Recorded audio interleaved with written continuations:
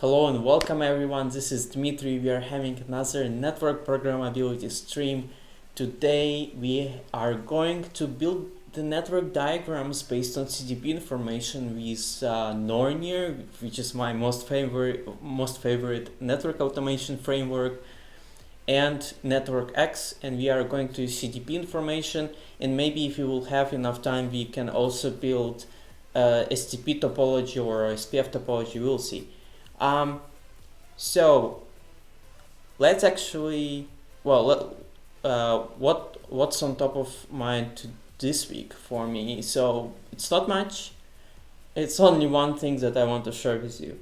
Finally, I fixed my GNS3 setup, and I fixed it just like 2 hours before the stream. I am very happy about that. So what do I mean by fixing it? So if you have watched like my older streams, you know that I use GNS3 for simulations, and you may also know that I run them on a separate virtual machine where I have quite a lot of resources there, like 64 gigs and I think like 16 vCPU, stuff like that. But it's not local on my machine and it's remote. So there was always this problem where I wanted to run some of my scripts which would manage this environment, which would manage these routers and interact with them, but I couldn't do that directly from my Mac, okay? Because I didn't have, there was no any kind, like the GNS3 network was not exposed. There was no way to reach it from my Mac, so I couldn't do that. So always I had to I have to send the code to my GNS3 server. Then and then from that GNS3 server I had reachability to every single network device, and I was running the script there. I always hated it. Well, it worked, but I didn't like it. I always like to run everything locally for development purposes, and I couldn't do that. So finally, I fixed it. So I will very briefly go through my setup here, just to let you know how, like high-level overview. So I'm still using this NAT cloud provided by GNS3, and by default it's the bridge that is provided by libvirt, and it gives you a connectivity to the internet. So you get an IP address from 192.168.122 range, and then the network device can reach an internet through this cloud. But there is no way like to reach this network in any other way rather than directly from the machine where I'm running the bridge, which is my GNS3 server. So I did the following. I installed OpenVPN server on my Linux machine so that from my Mac I can establish a VPN connection to my server. This was the first thing. Now I'm actually thinking, and it was completely useless. I didn't have to do that. Why did I do that? Okay, never mind. It as long as it works, I'm happy. So I built an OpenVPN server from my Mac. I'm connected to that OpenVPN server. I get an IP address from let me think. What was the range there?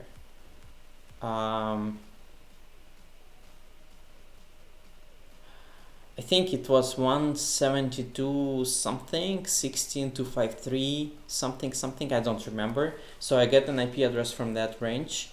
Then I had to change the IP tables on my Linux server so that the traffic that wants to go out of the bridge, it is forwarded. So I did that, and then I set up a static route on my machine, on my Mac, that for this 192.168 networks, it goes through the tunnel. So I think I can actually show it to you. So for example, if I do route get 192.168.132.101, you can see here that it goes through this IP address, which is the IP address of the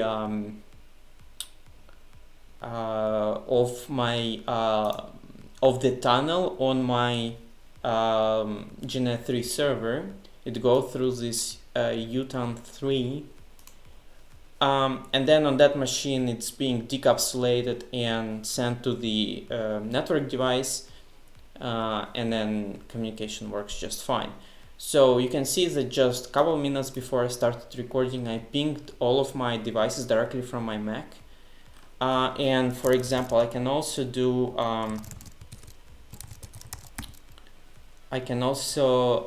connect via SSH to them as well.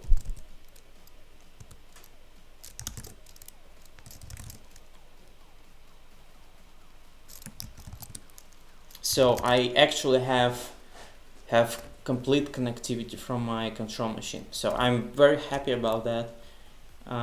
It was, yeah, I had to spend some time on it because I don't know OpenVPN, I don't know how to do IP tables, but in the end it worked and I'm happy about that. Okay, enough chit chat. Let me jump into today's topic. I'm actually super happy to do that. I think it could be something valuable for you folks, and you know, I always try posting the code on my GitHub, so you can always download everything that I'm doing on the stream, or almost everything, and then try in your environment or modify and try it. So I think something like this could provide some value to you. Maybe like CDP is something that I think a lot of people have already done, but maybe something like building OSPF topology could be a little bit more interesting. We'll see. I don't know if we will have enough time, but if we will, I will try doing that. Okay, so let's actually get started. Oh, and by the way, let me also very briefly describe these two tools that we are going to use. So Nornir and NetworkX. So with Nornir, we had already so many streams. On some of the streams I was using Nornir, on some of the streams I was developing, contributing code to Nornir. It's Python automation framework. It provides you inventory and concurrent task execution.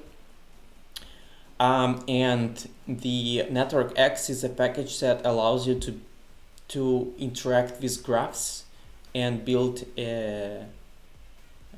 like a diagram from the graph as well. Okay, I think we can actually get started. So I just opened the network programmability stream repo, and bear with me, I think I will need to make the font bigger so that you can see it better. This one and this one. Okay, this should be a little bit better. And when I'm looking on this tree, damn, that's so many. That's so many different sub projects that we were doing as part of the stream. I'm looking at it and I'm trying to remember, okay, what we were doing here 9 months ago. I don't remember. Okay, I think we'll go to this Nornir folder and I think we'll create a new one. I think we'll call it what, diagram? Let's say network diagram. Okay, and we will also create inventory. Let me check. Now this is something useless. What is this? Simple. Yeah, this is something useless as well. I think I'm going to copy this inventory and then I'm going to modify it here. So inventory, and let's say this will be GNet3 10 CSRs.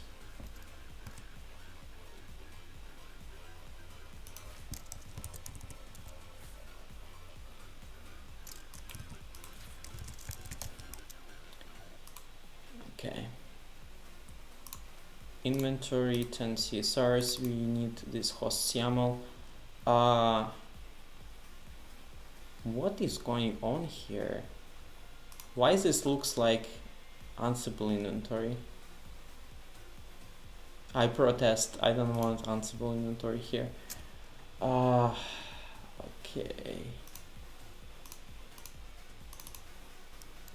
Yeah.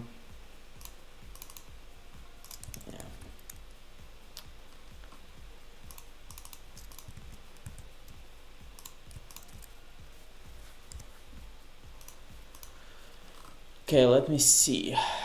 Okay, we don't need that. We will have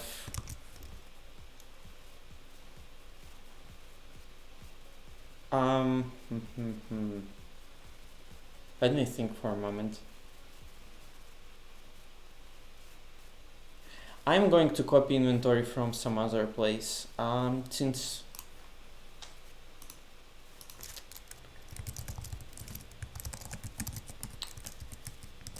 Fico, I don't know what is happening with the music that it just stops.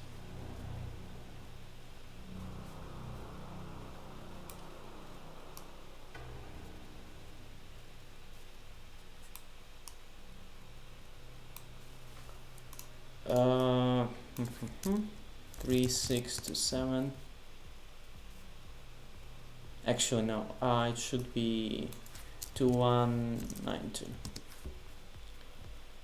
Okay, and I need inventory and I need hosts. And I'm going to copy this whole thing. Okay, and I'm going to change this IP address. 192.168.122. Okay, this looks good. I'm also going to change Barcelona to, let's say, Miami. Okay, so I have groups Miami and London. So since I copy pasted, let me like go through it very quickly. So I have router 1 host name, which is an IP address, and to what groups it belongs to. In this case, it belongs to group Miami only. And then in data, we have tags like ISR 4400, even though that's not true. Those are virtual devices, but I will still them mark this way. And then we need the groups YAML file.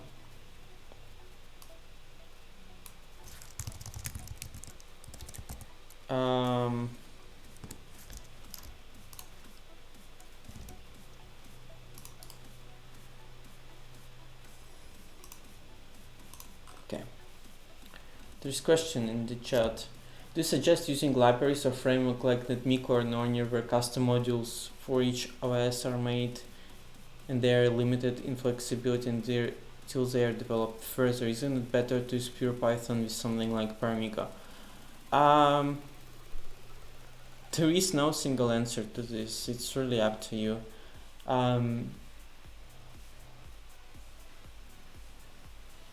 I mean, I tend to use, okay, so Nornir and NetMiko, they are different because Nornir doesn't do connections really. So Nornir uses all other existing libraries like NetMiko, Napalm, Paramiko, and CClient, whatever, to actually connect to the devices. So this is in like different league, I would say. If you're talking about like actual libraries that are doing connections, I mean, yeah, they can, their development can be stopped at any moment. So it's really up to you if you want to use them or you want to rewrite some of that functionality yourself. I personally use netmiko. I don't really use Paramiko that much. So I mainly use netmiko. I use requests obviously to do RESTCONF. I use NC client. NC client is something that I use the most right now to be able to do netconf.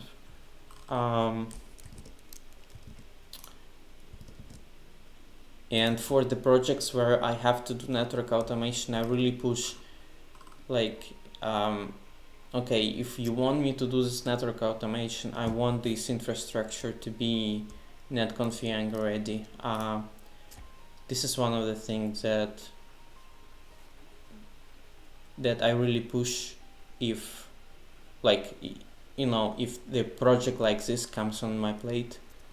Like, I don't want to do any automation with CLI unless I really don't have any other choice. And actually today we may be using something like RESTCONF to build the topology instead of like parsing CLI. I'm tired of parsing CLI, to be honest. Okay. So we have, I need that. Let's say this will be an empty dictionary for now. Actually, no, that's not true. Or is it? No, that's fine. That's fine. So this is going to be Miami, and we also will need default YAML file.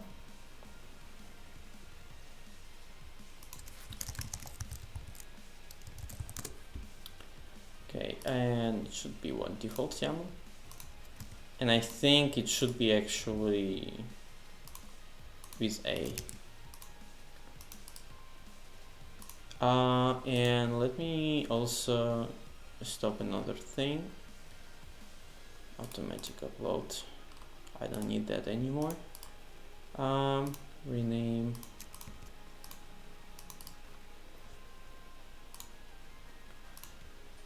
Okay, good.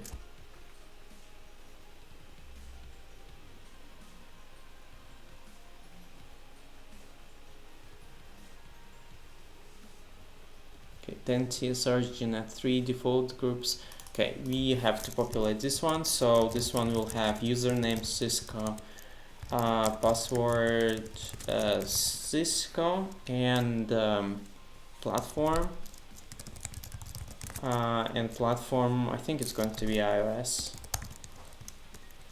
But to be honest, it doesn't really matter if you are going to use requests. So okay, I think this should be enough. We also need config YAML, and I think I'm just going to copy paste it. So config YAML, number of workers will have 10. And then inventory here, we will say that it's 10 CSRs, GNet3. This is our config YAML. Alright, so now we can actually start building our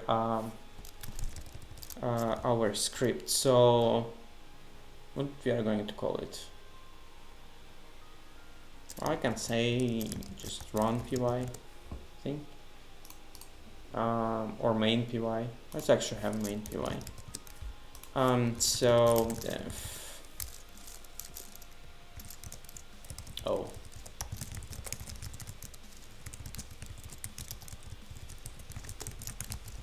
okay, and shebang user bin and Python, and 3.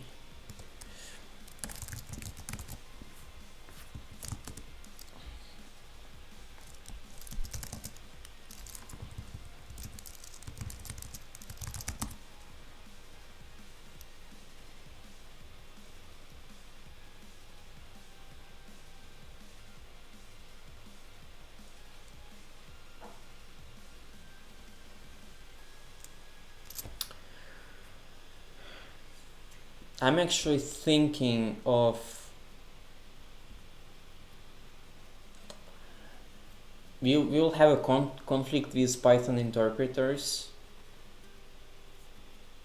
It maybe makes sense to create a new project under the network diagram here.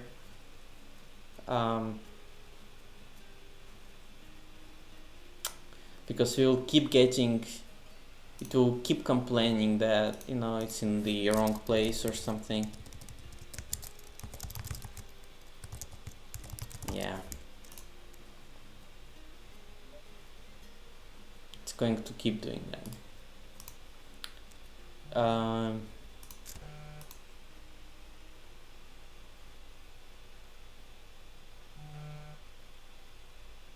Let me think. Is there some easy way to deal with this? Well, I think we could. Yeah. I think I can change Python interpreter. I will use virtual environment here.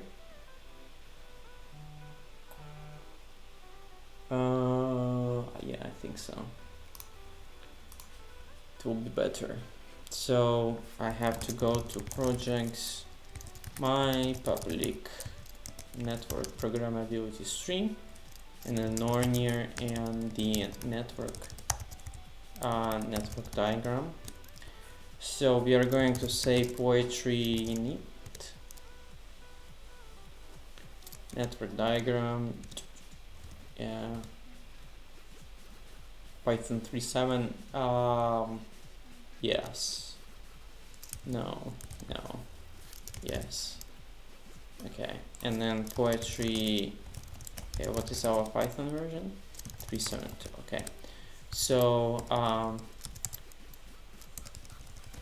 okay, we need to have PyProject toml file here. Let me add the following: poetry add dev IPython. Okay, and I want to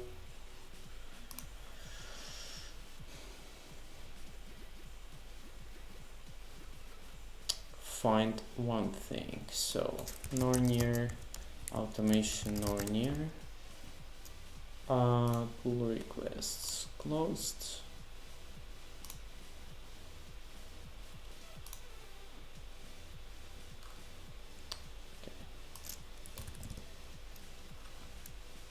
Alright, so I will need to do this, and this will be Nornir.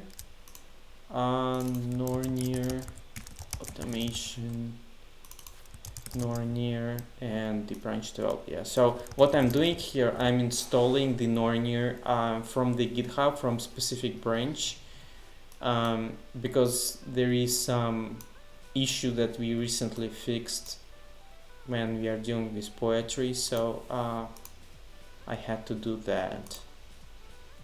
And then also in dev dependencies, I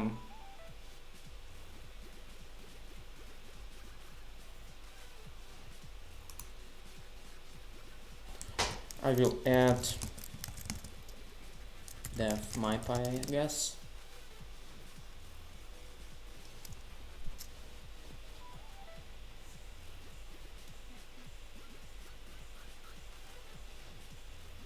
Hey Carlos, how are you doing, sir?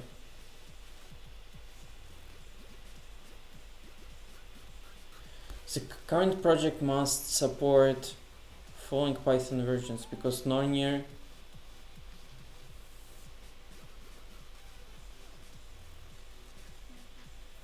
what is going on?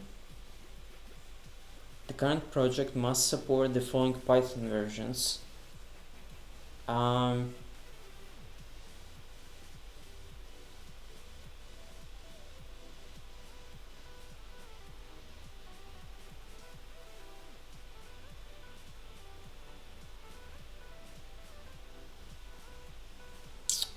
Okay, what if we, well, I don't think it will help. And let's say what, pyenv global 368 and rf vienv and poetry install. Yeah, I don't think it will help, will it? Or maybe it will, I don't know.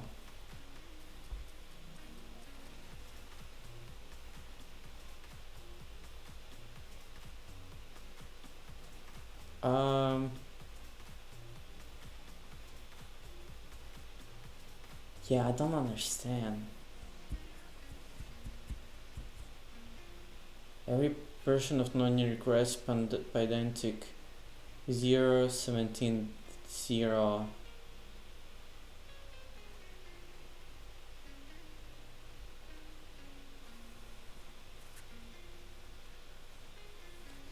Okay, what if I will just say like this? Will it work? Yeah, I think yeah, we'll have to.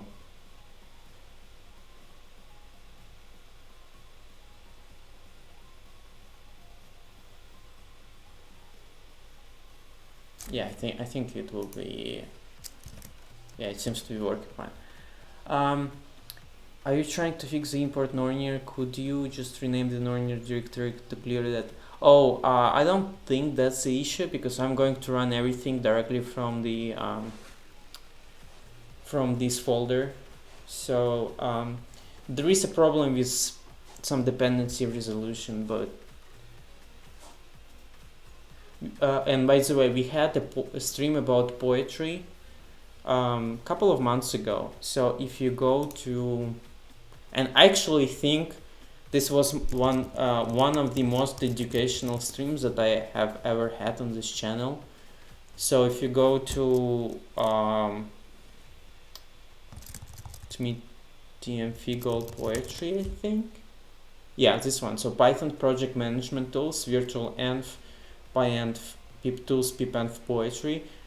Personally, I think this is the most educational stream that I have ever had on this channel, because it was one of the streams where I mostly knew the tools already, so it was more like a demo and explaining me how they work instead of like me trying to figure it out on the fly. So if you really want to understand one of these tools, I really encourage you to go through the stream. There is also like a time code, like so that you can jump to the specific sections if you want to.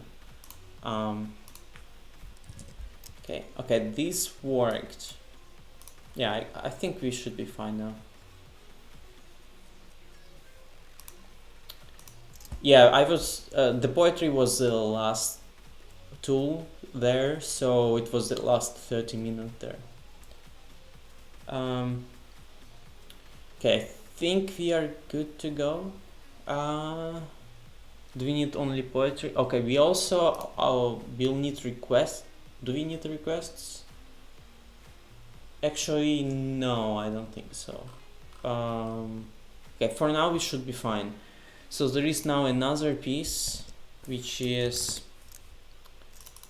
we will need to change the Python interpreter for this project.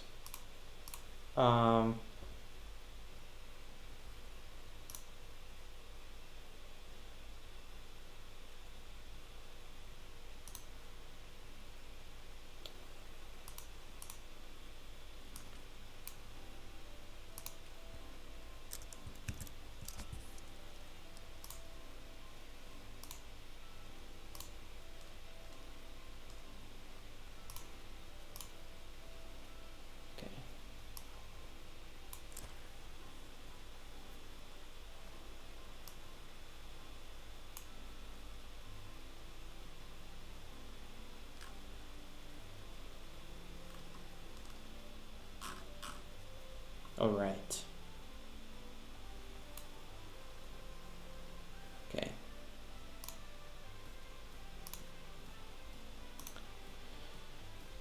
Okay, Python, Nornir, Python, IPython as well. Yeah, everything looks good to me here.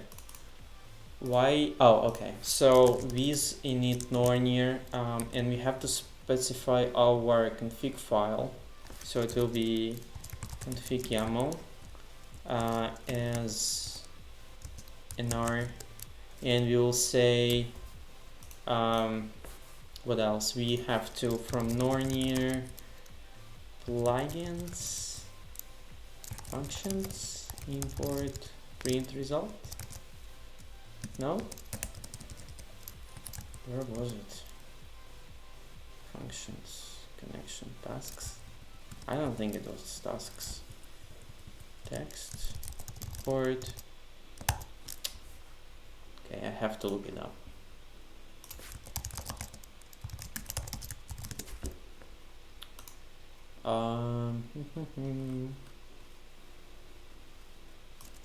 Plugins functions text.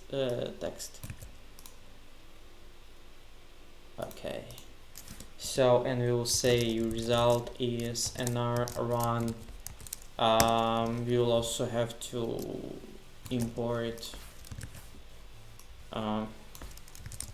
netmiko send command, let's say, and then this will be task netmiko send command, and then command string, let's say show CDP neighbor.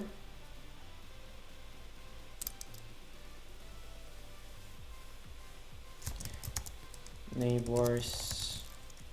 Well, I can start with show version, for example, right? And then I can say print result, and we should be good to go.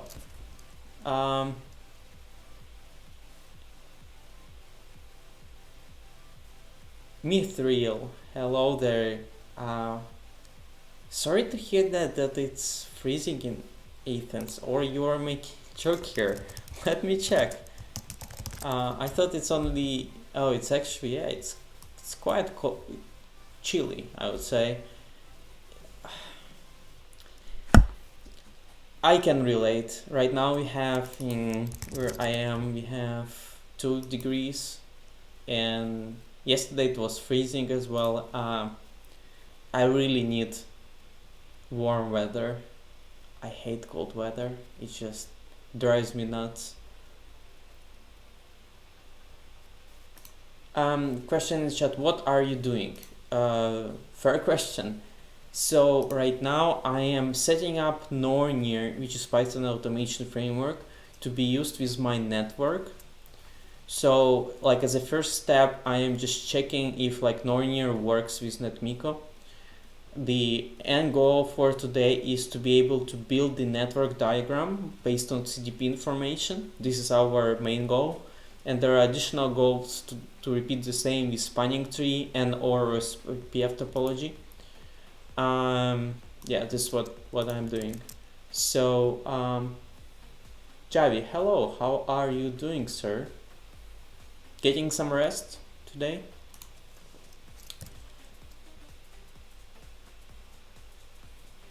Wow, KCPF saying that he's from Brazil and he has 32 degrees Celsius. I am so jealous. I'm so jealous. I have to stop the stream right now and go to like kayak or something and book tickets to Brazil. Yes.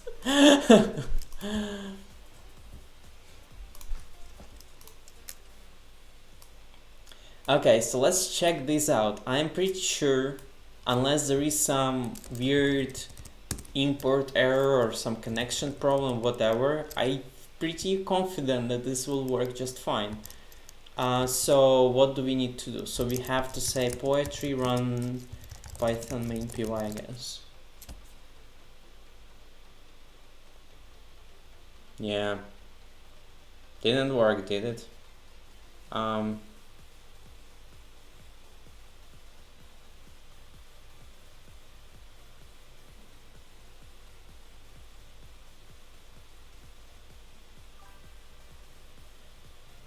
Okay, this is weird.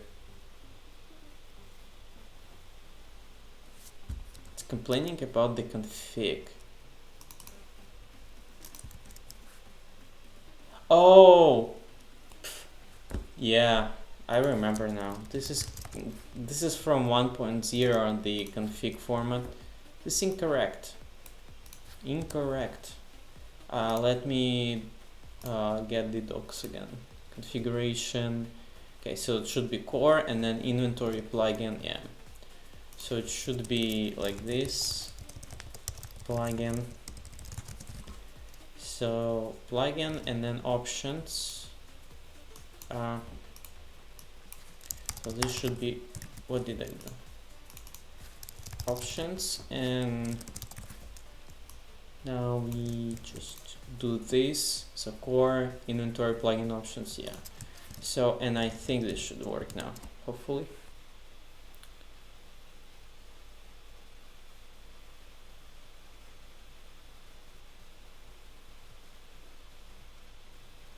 What is going on here?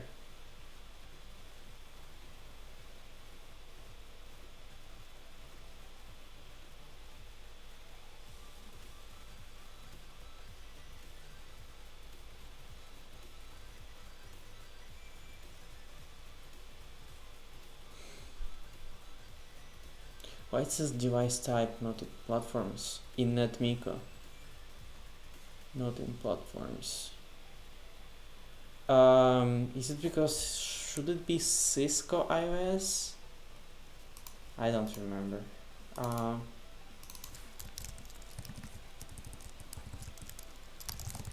think it could be this.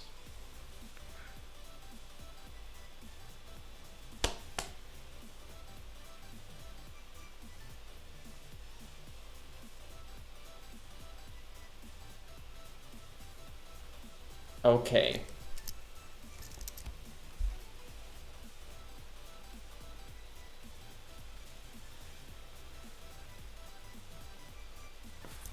Let's run this with debugger. Oh, and I have to install debugger as well. Poetry at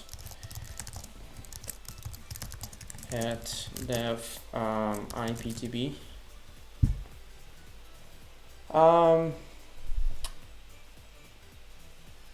And again, I missed all of the questions in the chat.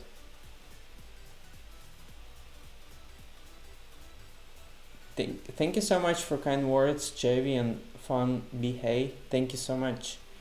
The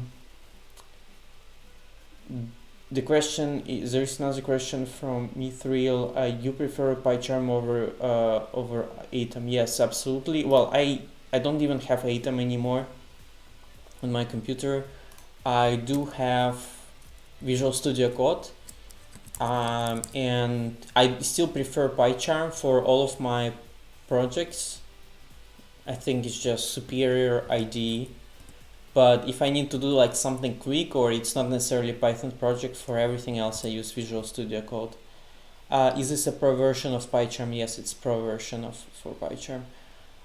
It's Cisco IS for netmiko. Yeah, I think if I remember correctly, in the Nornir, it still will work with iOS because we do conversion.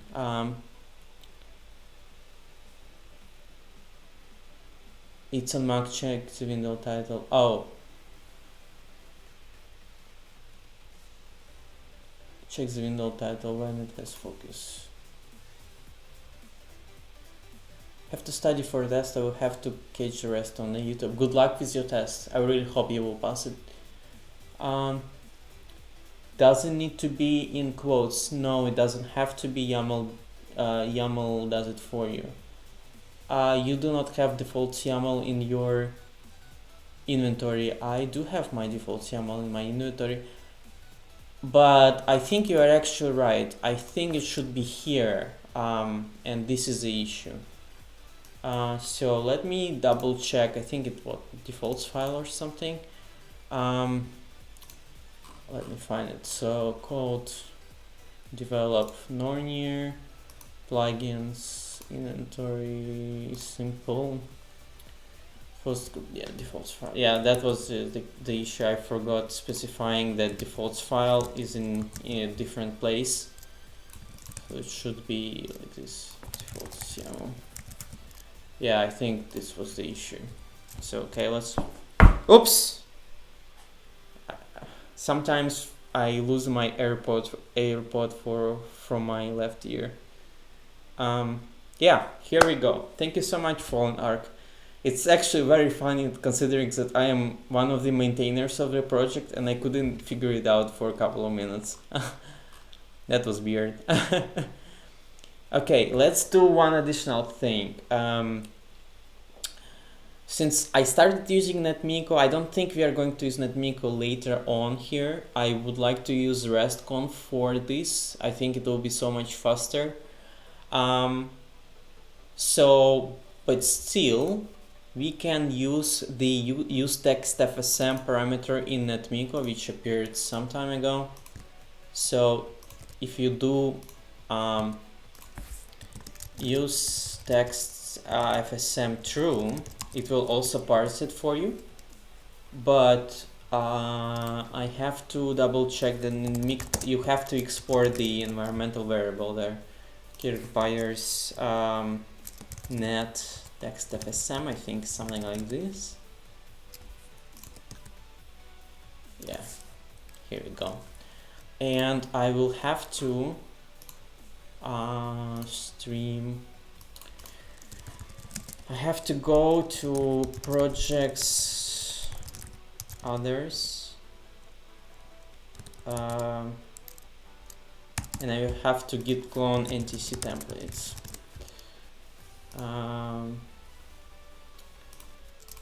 Okay, so NTC templates is the TextFSM templates repo for a lot of platforms.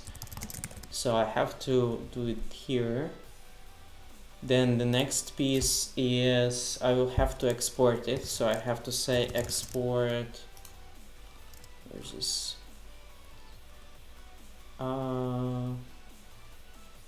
Yeah, I have to export net.txtfsm, and I have to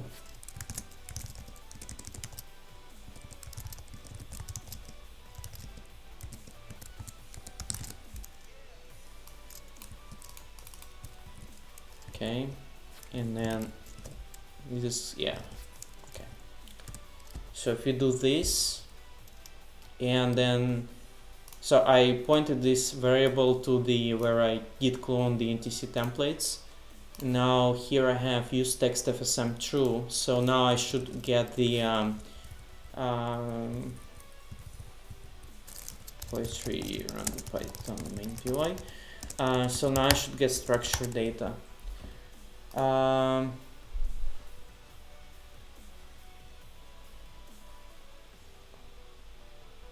Let's see. Here we go. Here we go. So I get parsed version of show version. So like host name, Roman, the version, uptime, stuff like that. So I can do the same with show CDP neighbor detail, neighbors detail, I think.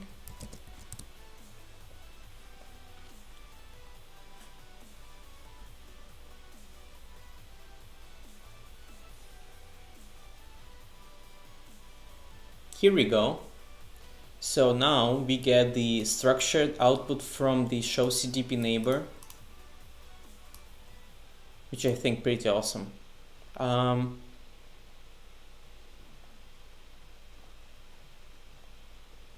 There is one piece that is bothering me a little. Let me go here. Show CDP neighbor detail. Actually, it's fine. Yeah, it's fine. Okay, so if I want to use RESTCONF for this, first I think I will have to verify that my RESTCONF works. We will have to, okay, I don't need all of this, but I will need a new Scratch file. Scratch file.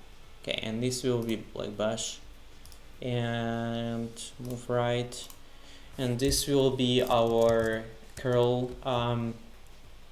And I have to go to some of my notes to find an example. Let me see. It's good when you have all of the examples somewhere, like in your repos or on your computer, then you can, or in OneNote, you can always go ahead and check it. I use it a lot, so I think I had it in for this workshop.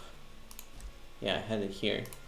So I can copy paste, and I can, so this is curl where I'm putting credentials Cisco. These headers actually it's fine, and then IP address is different, so it's 192.168.122.101. RESTCONF data native hostname. Okay, so if I run this, I should get the hostname as a structured data, which I do. So it means that RESTCONF is working fine on this device. And here I get the whole config as well from in the RESTCONF format. Perfect. So now the next thing would be to go to projects others Yang, I think. No? Yang is not here? Public?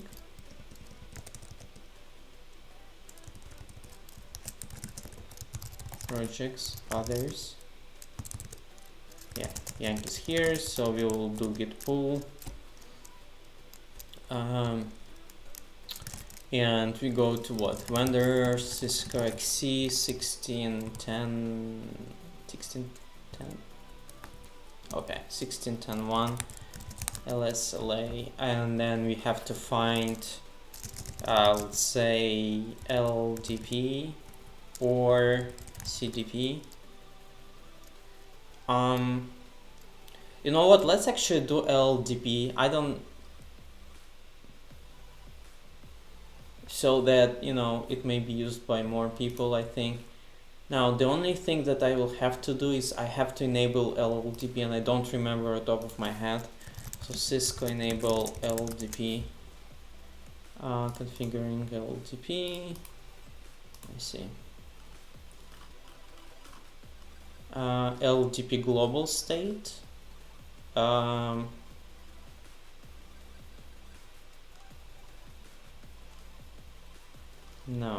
Okay. LDP run, and then I think on interface LDP transmit and receive. Okay. So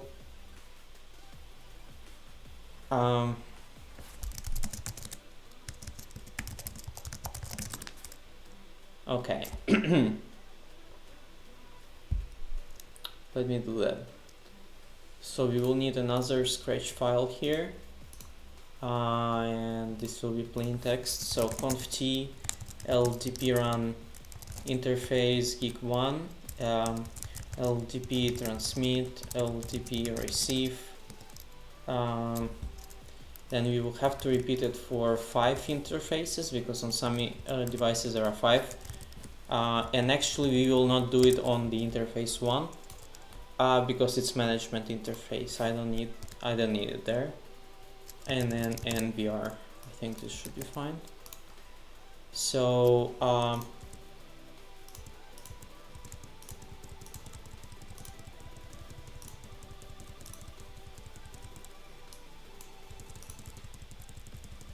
okay.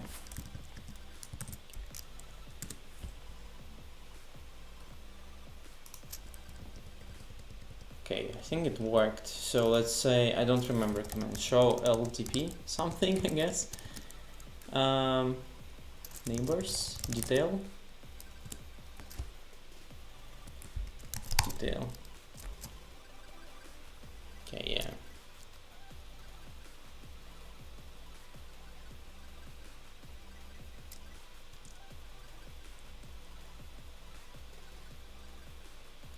Wait, what? Why it's doing it on gigabit 1? Yeah, I will have to disable it. So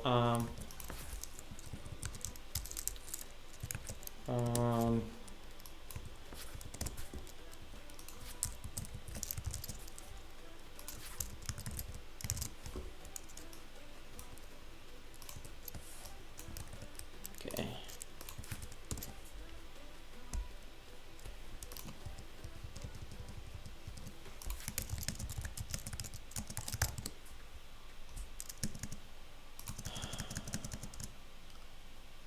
It's still here. Okay,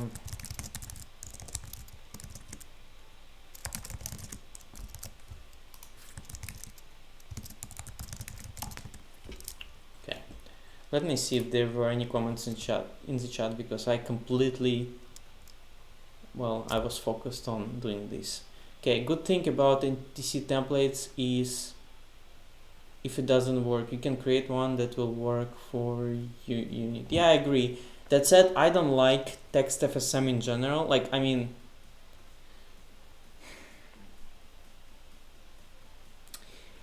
I think I would still use it, but generally I don't really like it. I don't think syntax is very intuitive.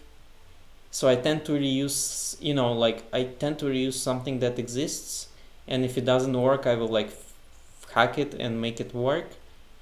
That said, in general, I'm trying for all of my automation don't do even TextFSM anymore.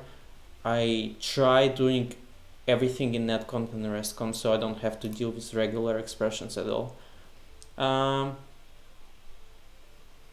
Let me try addressing all of the comments. There are so many of these. Wow, today's stream we actually have, I think, peak live attendance. It's almost 30 people. I have never had it before. Folks, thank you so much for joining. It really means a lot to me. So let me see what are other comments here. So sometimes synthesis templates doesn't work for all of the cases. Yeah, I agree with you. Doing netmiko regular expressions on my own, that's good too.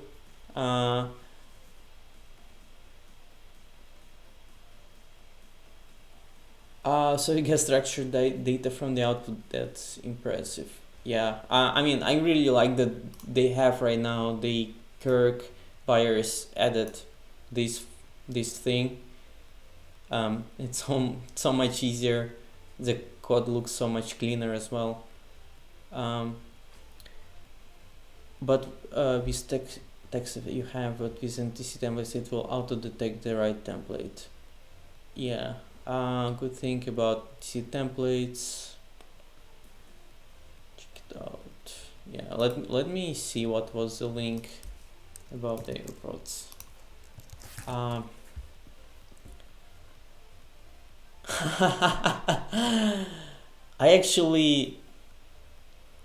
don't like hooks. They make, so I had like some time once I had the headphones with the like hook. They usually make my ear hurt, so I try not using that. So I usually prefer over the ear, which are not pushing too hard. But when I have a hat or something, then it's also not so cool as well. Thanks for doing the stream. So much knowledge being shared. Thank you so much for joining. I hope you, on every stream that you watch, guys, you learn something new and something useful for yourself. Okay, I think I went through all of the comments. Let's see here if our LLDP is correct now. Show LLDP neighbor down. Okay, so I don't see gigabit 1 anymore, which is a good sign. Now there is one piece that I don't like. So if you can see here in LLDP it says local interface GI2, and then it says here GI3. Well, for this case we can actually use it like GI2 and GI3. Once we had a problem for one of my projects where we were using like for interfaces in our documentation the full name or something, and then we had some issue there, so I had to expand it. So like every GI becomes gigabit Ethernet, so I had to expand it in the code. And I think show CTP neighbors now though returns a little bit different output. So this one actually you see that now it returns the full name of the interface, which is good. Okay, I think we are good to go, to be honest. So this was basic Nornir script with netmiko and TextFSM, but as I told you, I don't want to do that, I would like to use RESTCONF. So let's check what data we get from the RESTCONF. So what I will have to check these two operational models, I think. So PyYang F3 this. Let's see. So it's CDP neighbor details, and let's also check LDP as well. PyYang F3.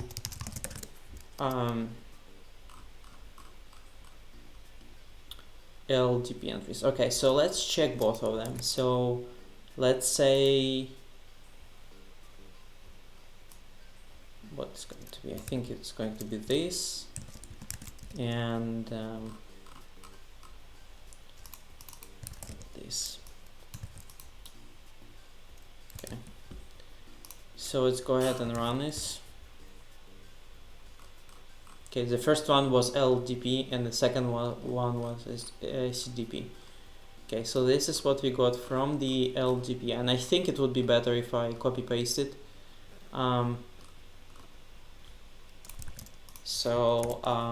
Let's do another Scratch file. Plain text. Okay, so this is LDP entry, device ID. Okay, local interface. Okay, this is what we will need. Local interface here as well. So yeah, we'll actually have to limit ourselves with this. I don't need state details. Oh, they do have interface details here. So if I want the full name of the interface, I can get it. Can I get it? No, actually I can't get it.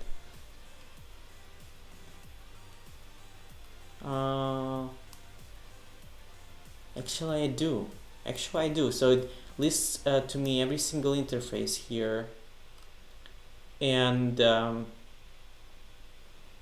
LDP name. Yeah, it's good. Okay, so we will be using LDP then, since all of the information is here as well. But let's also check what we see in the CDP. So CDP neighbor detail is already a list. Yeah, it's a little bit different here.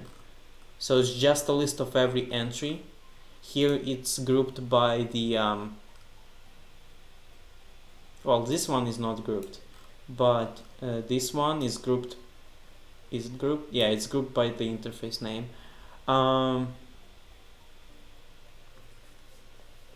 Okay, so let me think. What do we want to use? Do we want to use the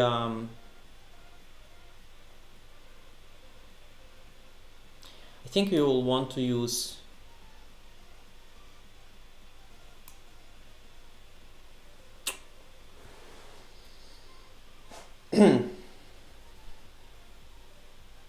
I think this kind of, I mean, if you're just building the topology for the like we will draw it actually on the picture, then we can use this short interface names. I think it will be fine. Maybe it will be actually even better. So what do we need? We'll need device ID. We will have to strip the cisco.lab here. We will need local interface and remote interface, and we will need the local device name. Okay, good. I'm sorry it was a little bit overwhelming, but you'll see what I'm trying to do here. So we can do then the following.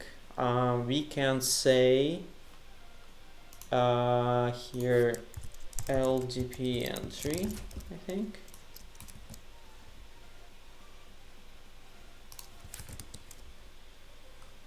Well, I will be still using RESTCONF, and how many vendors support RESTCONF? Not so many. So oh, by the way, hold on, I actually have an idea. I was using the native Cisco model,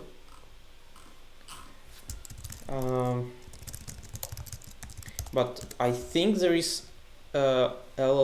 OpenConfig. You know what? Let's actually check that out.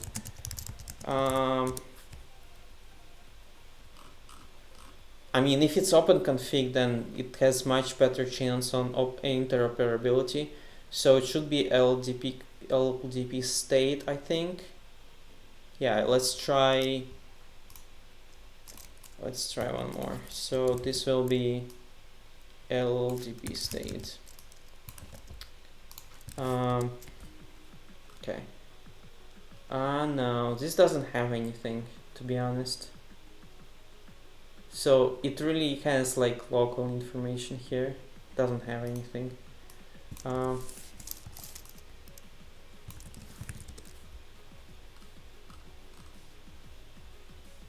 Oh, hold on. Here we go. We actually have here neighbor's neighbor. Why it was not shown to me? So OpenConfig LLDP config state.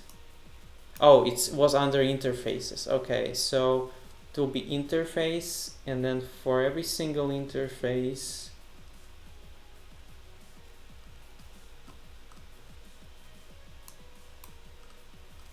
yeah, so I will need LLDP interfaces interface, and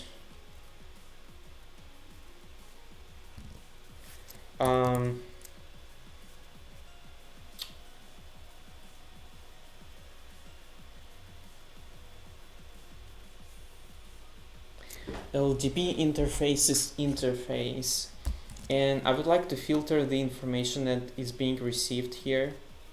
Let me check an RFC here. RESTCONF RFC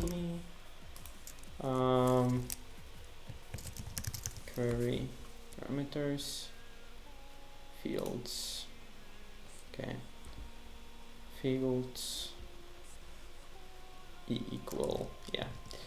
So it should be what? It should be fields, let's say equal name. Let's do this first. Okay, so I have this, and I will have the name and neighbors. So is it comma or semicolon? I don't remember. Plus, where are examples? Equal. No, not this one. Yeah, it's semicolon. Okay, so this will be semicolon neighbors. Okay. Wow. So it didn't work out so well, did it? So it gives me neighbors, but it doesn't give me like internal detail there. Is it depth? It could be depth as well.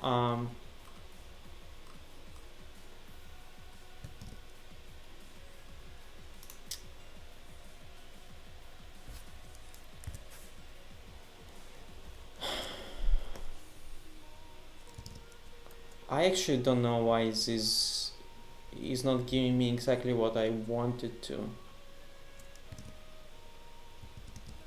I thought it will give me like nested details.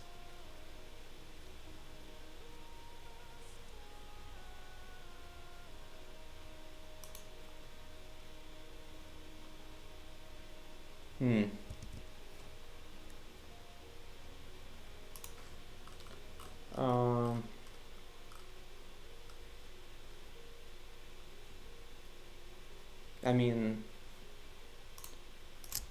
if I say this, I don't think this will give me enough. Oh wow. Oh wow. There's some issue here. Now it gives me a state from the improper tree.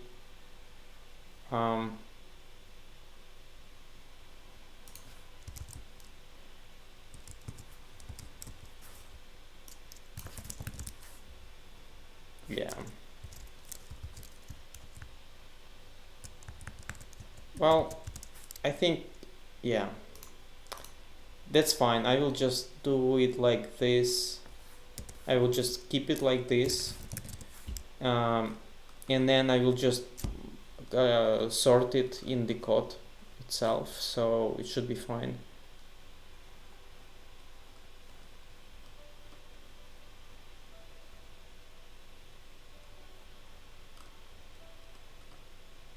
Okay, good. So now we need to get this information. Let's say we'll have constants here. So RESTCONF root is going to be HTTPS host RESTCONF data, RESTCONF LLDP neighbors endpoint. This is going to be this. Okay, one piece is ready. Now we have to create a new task, I think. Well, no, hold on. I have to check something in the Nornir.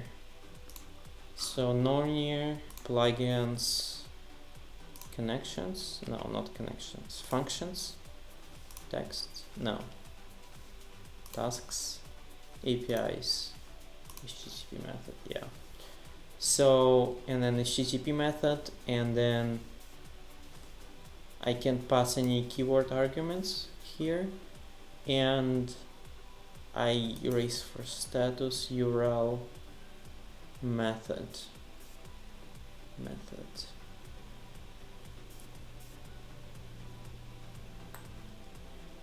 Okay. Yeah, we'll have to create a new task for this. The reason why that we will have to fill in this, I can't do it from here. So let's do get LLDP info.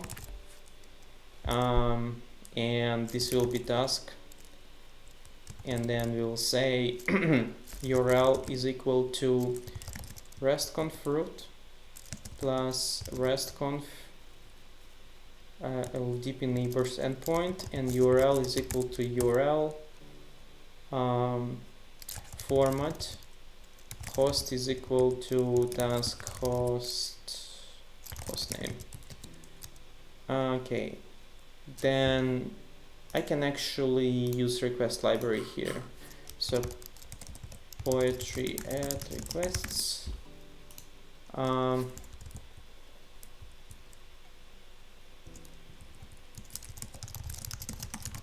Okay, import requests. Then we'll have to say, we'll have to import from Nornir core task import result. Yeah.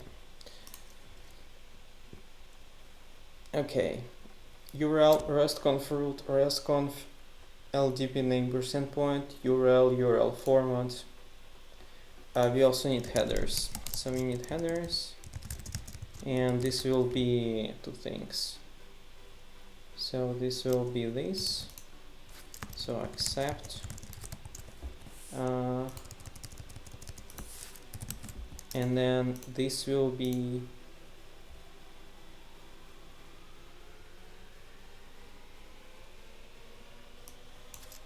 and let's change this to OpenConfig here. OpenConfig. So this will be content type. Okay, and then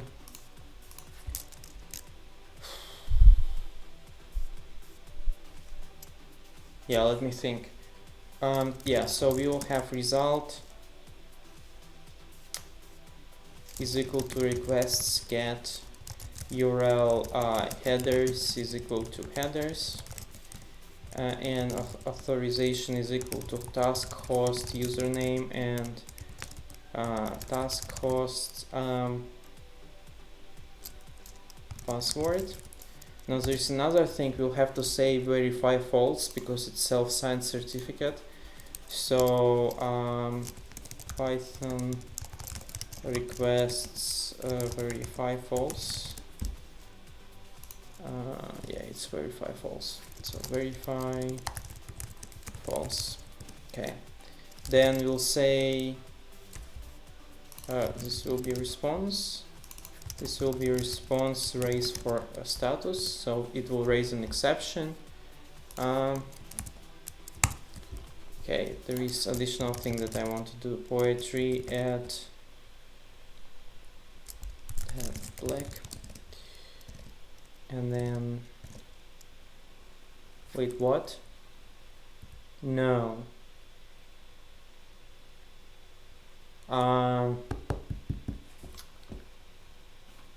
Okay.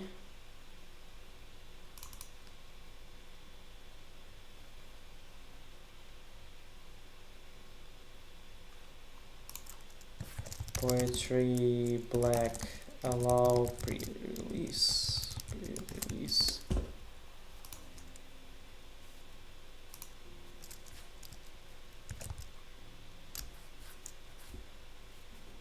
Okay, this is ppen. Nope. Poetry black Python.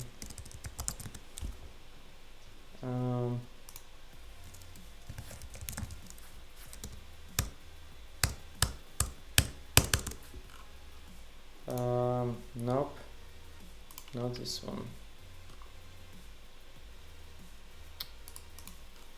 I can't find it. Documentation allow. Okay.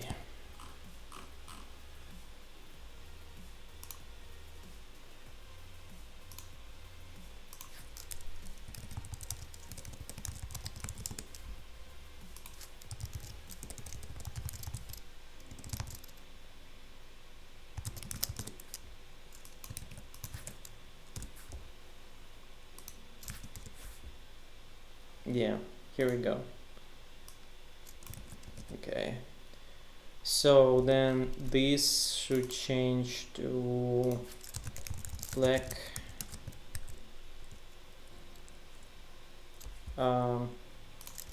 Damn.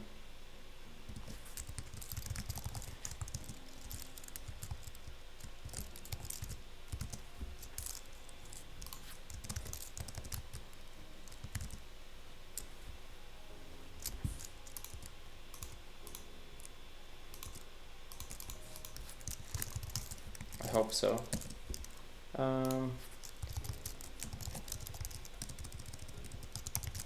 Poetry install. Let me. What did I do now?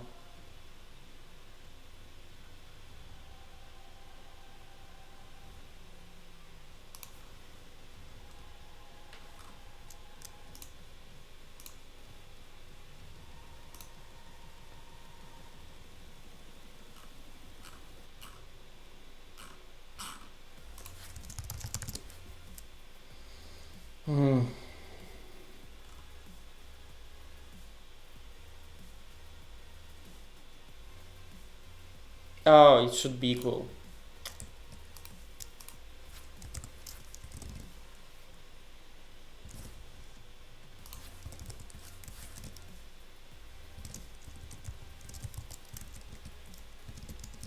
Okay.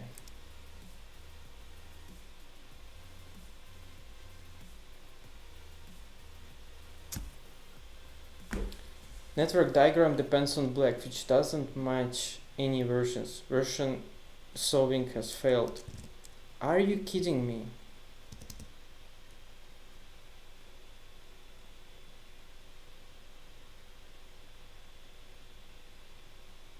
It's just weird.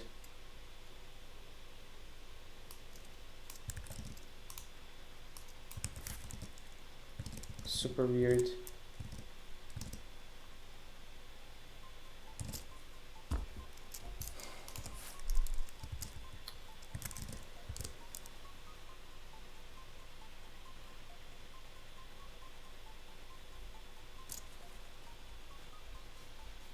I don't understand this.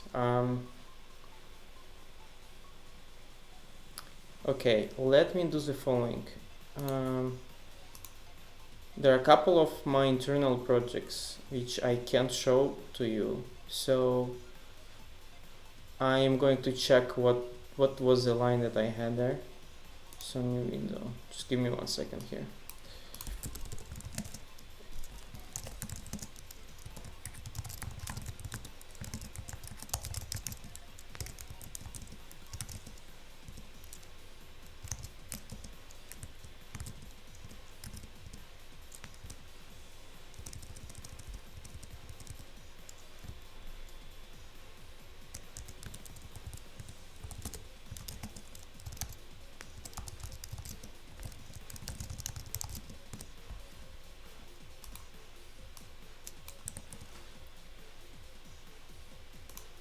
Okay, this is exact line that I have in one of my other projects.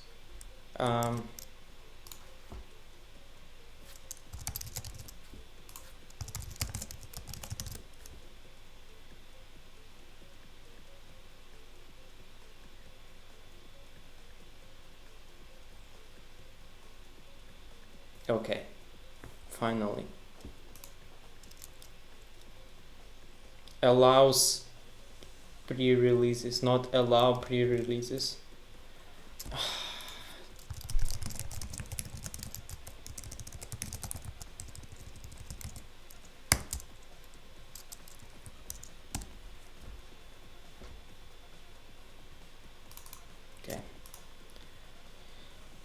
Okay, so let's walk through this again. So get LLDP info, get LLDP neighbors, let's say. URL, this URL, verify false, blah blah blah. Okay, good. So then let's say parsed data is equal to response JSON, and we will have to access the key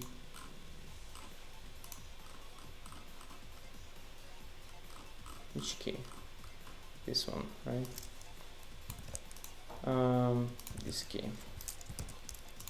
So, and this is going to be our result. So this will be, for now, this is going to be a result. And then we'll have to return this, and I have to check how we are doing it in Nornir. Okay, so result host task host response R result is equal to result. Okay, so I think it should be result host is equal to task host, and then result is equal to result. I think this should be it. Now we don't need this anymore, so we will say result is equal to nr run task is equal to get LLDP neighbors, and this is pretty much it, I think. There's one additional piece that I would like to check. So plugins, let's say tasks, networking, let's say netmiko, let's say send command. Yeah, host task result. All right. Host task result. Yeah, okay. So this should work allegedly.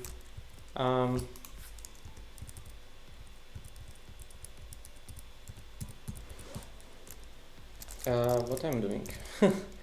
Poetry run Python main py.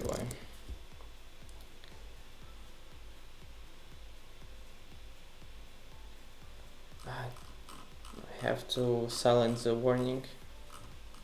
Okay, look at this.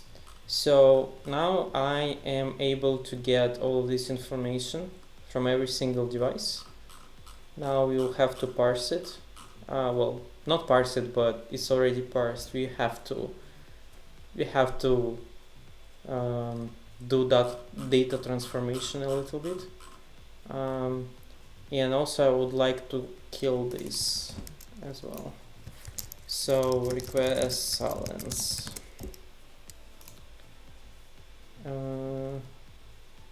Nope. Nope.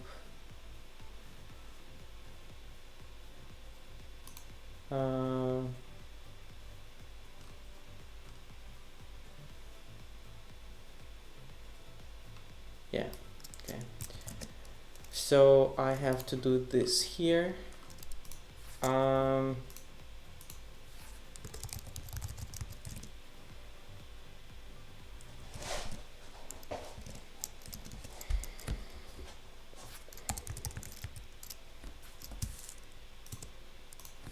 And we will say it here.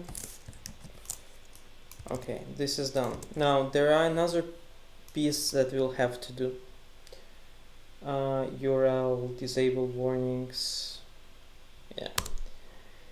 I would like to create the objects for our ports and for our links. The reason why that, if you think about it, we will have a link information based on LDP from both sides, right?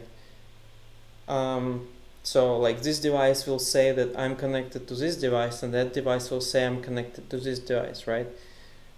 So we'll count the link twice, and we would need to deal with it somehow. Like the most naive way would be to add everything to like a set or something like that, and then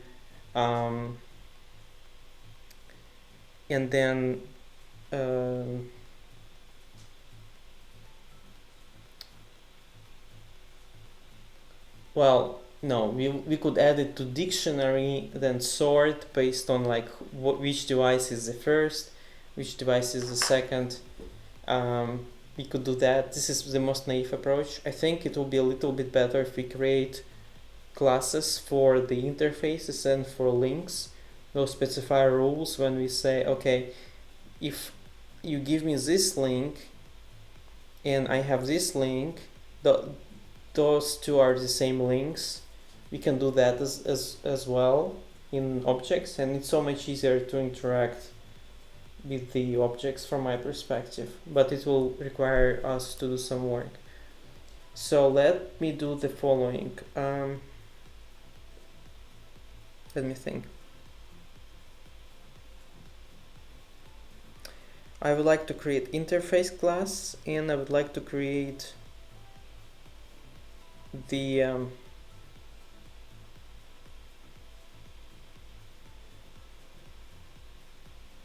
link class. So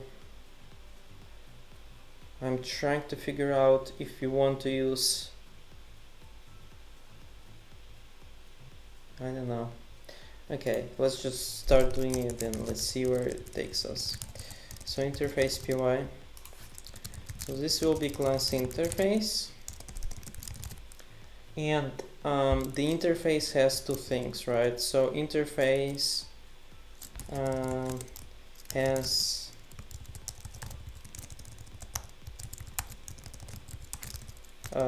it has interface name, so it has a name,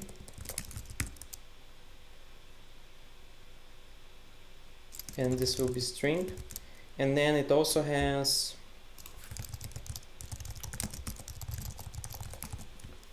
so besides interface, it also has device name as well. We'll say this is optional str. Okay. And this is none. So self name is equal to string, self device name is equal to what I'm saying here, name, and then self device name is self device name. Okay, so we'll have something like this. Let's also create what wrapper function.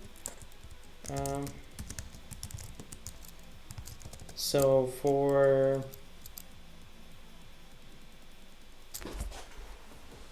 this is going to be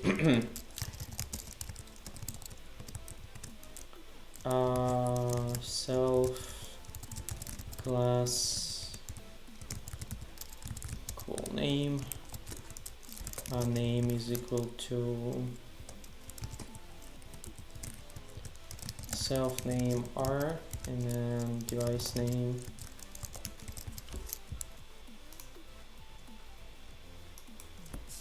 is equal to self device name R. Equals, okay.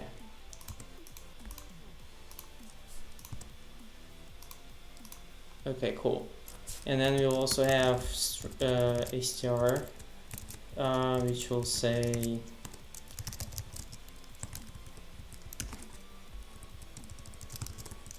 let's say device name, and then use just a space. I will say name.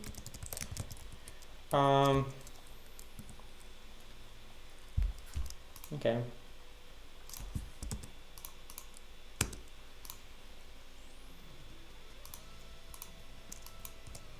What's going on here?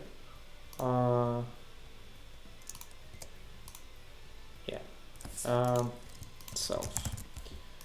Okay, cool.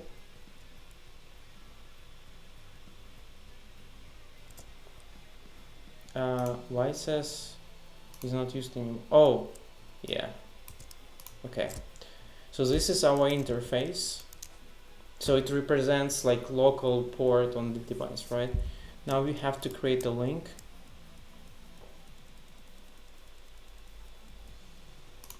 So link py. Link will be a little bit harder to do, just a little bit. So link is really two interfaces connected together, right? Oh, there is another thing. Yeah, I would like to define less than.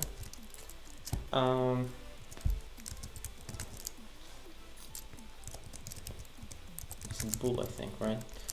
So and this should be other. You'll have to say self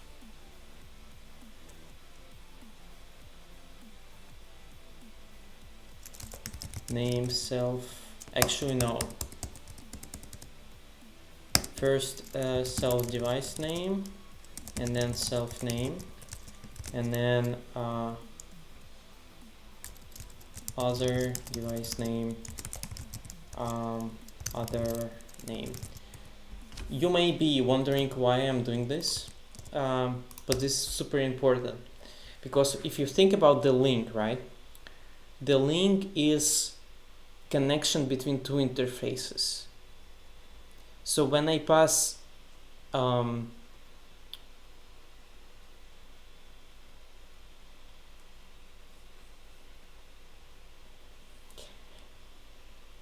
when I pass these links, well, when I pass interfaces, when I create a link,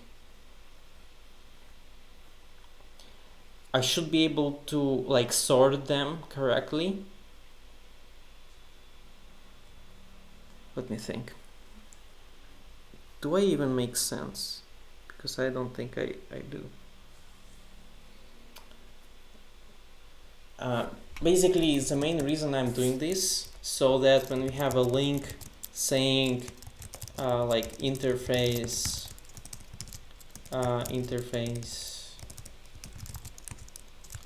geek1 r1 connected to interface geek1 r2, when I do this and when I do this, it's the same interface, right? This is my main goal. Like, sorry, this is the same link. This is my goal. So I need to be able to sort these interfaces when I initialize a link.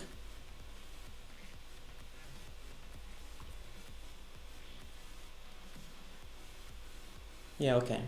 Yeah, I think this will be fine. Okay, so what is the link? Link in generally needs just two interfaces. So we will say just interface, right? And this should be, well, you should provide interfaces. Now the first thing that it's doing, we'll say self interfaces sorted interfaces. Okay, and this should be a list of interface.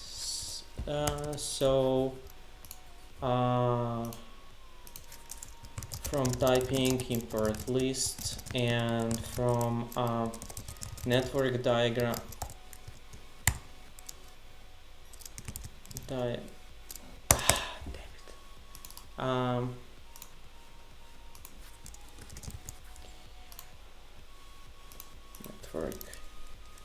diagram import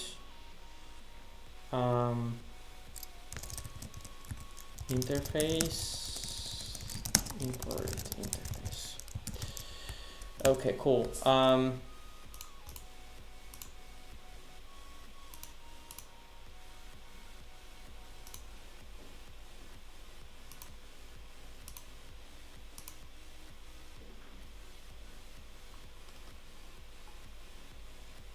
Okay. Now we'll have to say if those are, if one link is equal to another link. How do we do that? Well, it should be pretty straightforward. We just have to say that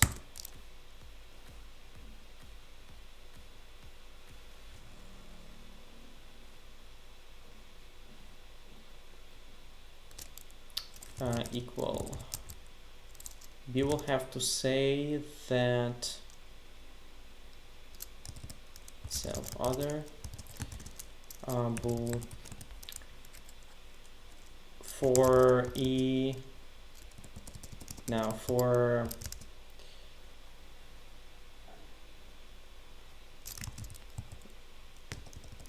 int1 interface 1 incorrect, from, well, int1 int2 in zip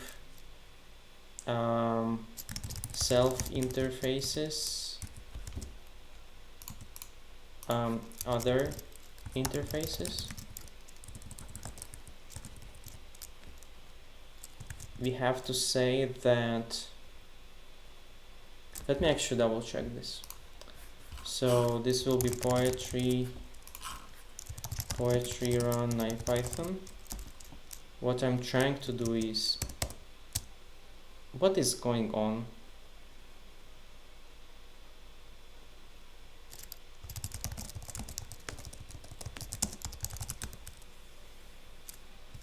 Okay, so A is equal to 1 to 3, B is equal to 4, 5, 6, and then I say for int1 int2 in zip ab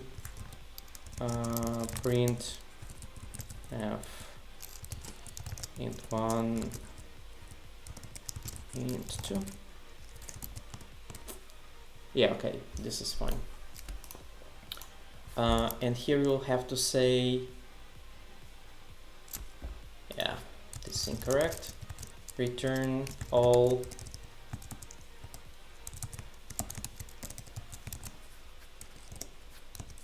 int1 is equal to int2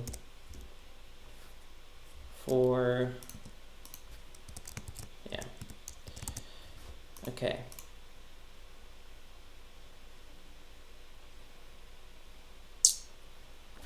You'll also have to say hash self integer.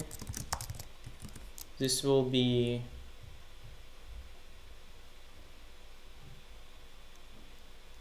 return hash from the tuple of self interfaces, I think.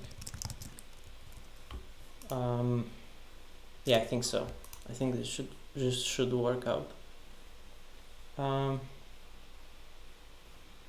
What this also means is that I will need to do hash for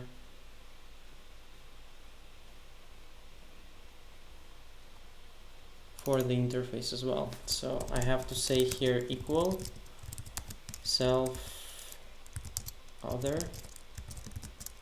bool. So we'll say when self name is equal to other name, well, I can just say the following: self name self device name is equal to other name other device name. And then I also need hash, def hash self integer return hash from self name. So this may not necessarily work, but hopefully it will. Device name.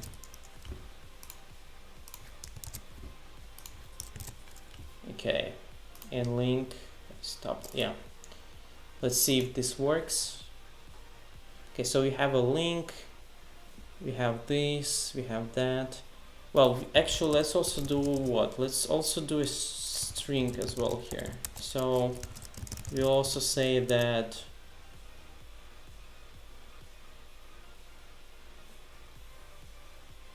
and we also have another property saying that, so property def is point to point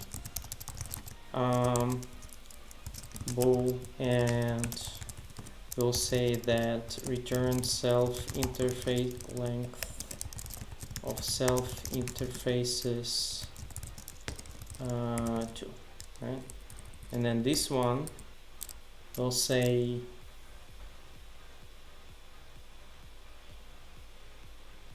okay,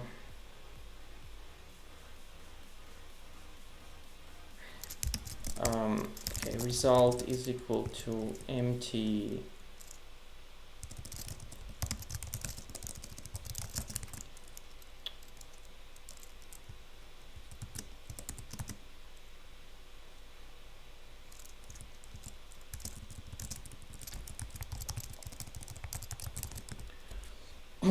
so okay, so string interface for interface and self interfaces.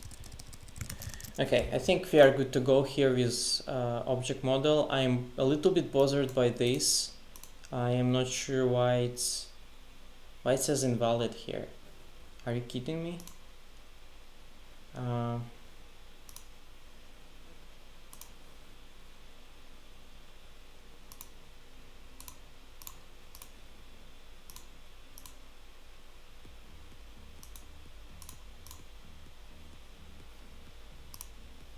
Okay.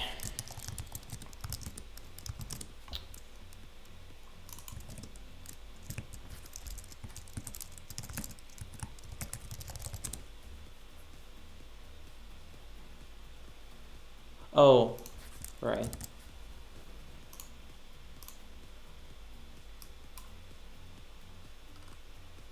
Okay, this may work if I delete like source root. I think it should work after this finishes indexing. Okay, so let's go back to our main script. So what do we need to do here? Well, first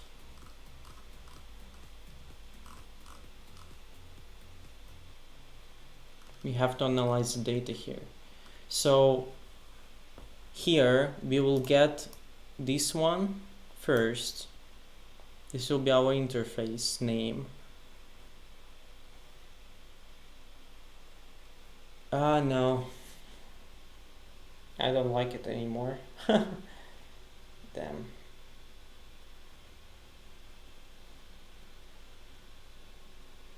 Well, ideally the interface should be connected point to point, so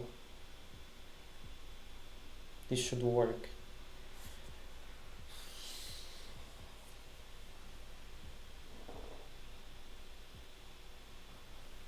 So what? Yeah, not so easy, is it?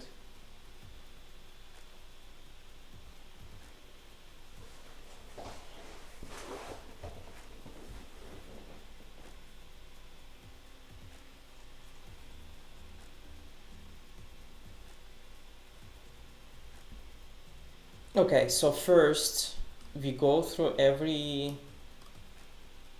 interface here.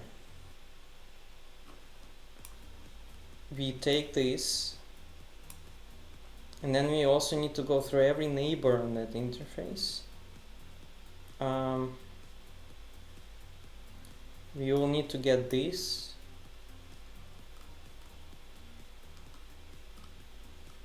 and the system name as well, and we will need to parse it. So now let's think of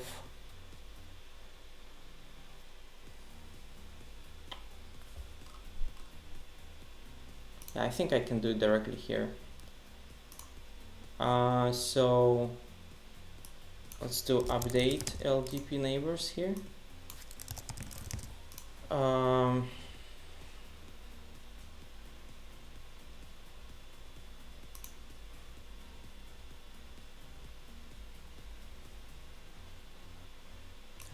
We need to return any result now. I don't think so.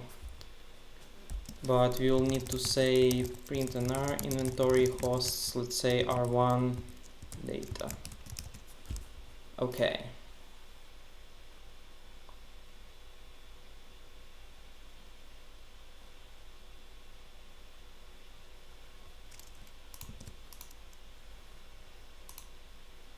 Okay. Result is equal to response.json this. Okay, so let's do the following.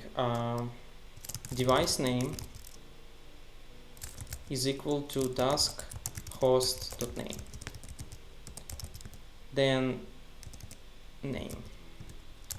For every, for int interface info in result. So we will go through this top level thing. We have to get this name first. So interface name is equal to interface info name. Okay, so now we can create an interface. So interface will be we'll have to import here as well from network diagram. You need to do additional thing.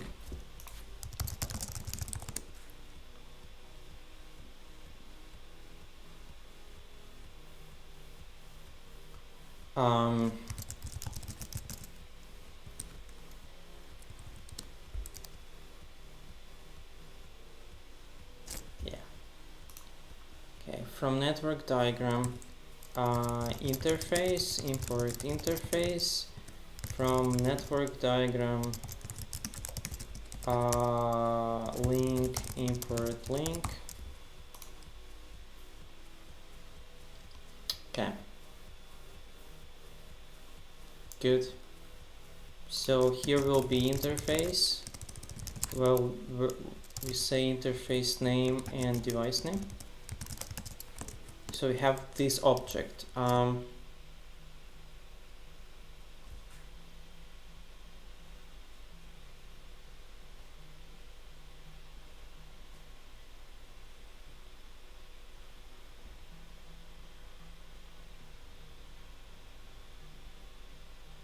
Well, I think I will need to add, yeah, correct. So I will need to add neighbors here. So self neighbors is equal to empty dictionary, and then let's say def add neighbor. Well, I don't need it really. Yeah. Correct.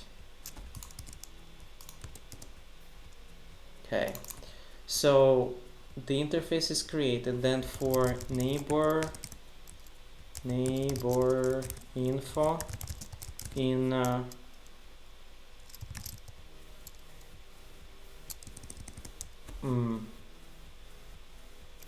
interface info. Okay, let's double check something. Poetry. No, it didn't work. Damn. Why didn't work?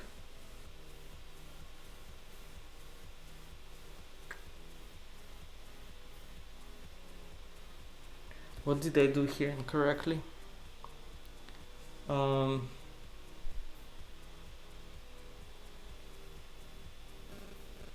Yeah, I think I know what I did, but I'm not in the mood to fix it, so I will do the following.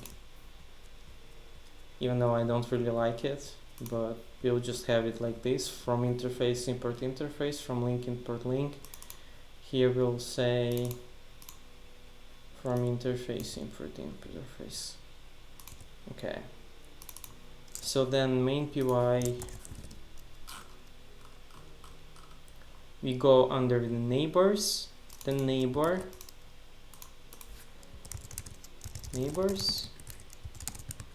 Neighbor. This is a list. For every item here, we have to say id state. Yeah, we'll have to go to that neighbor info state.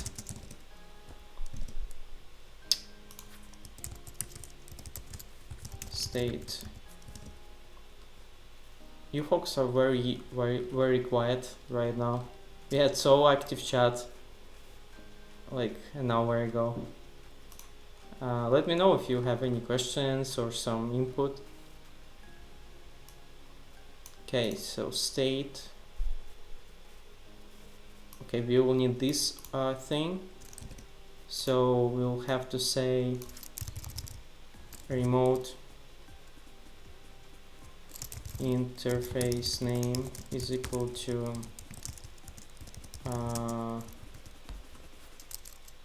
neighbor info, neighbor state is equal to neighbor info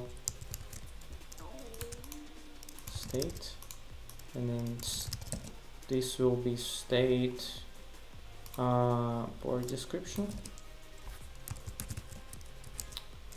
and then remote device name is going to be neighbor state system name split by dot and the first thing. Okay. Okay, so now we can create a remote interface. It's going to be interface remote interface name, remote device name, and then we can say interface neighbors at remote interface.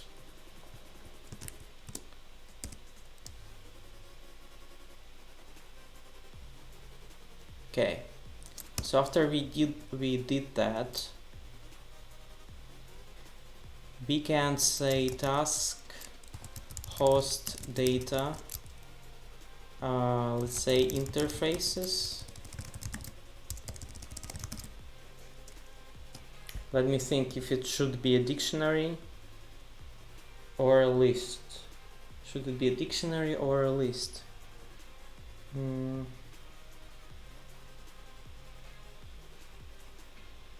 I think it can be a dictionary.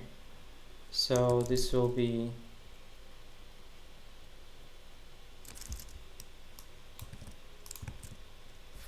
dictionary here, and then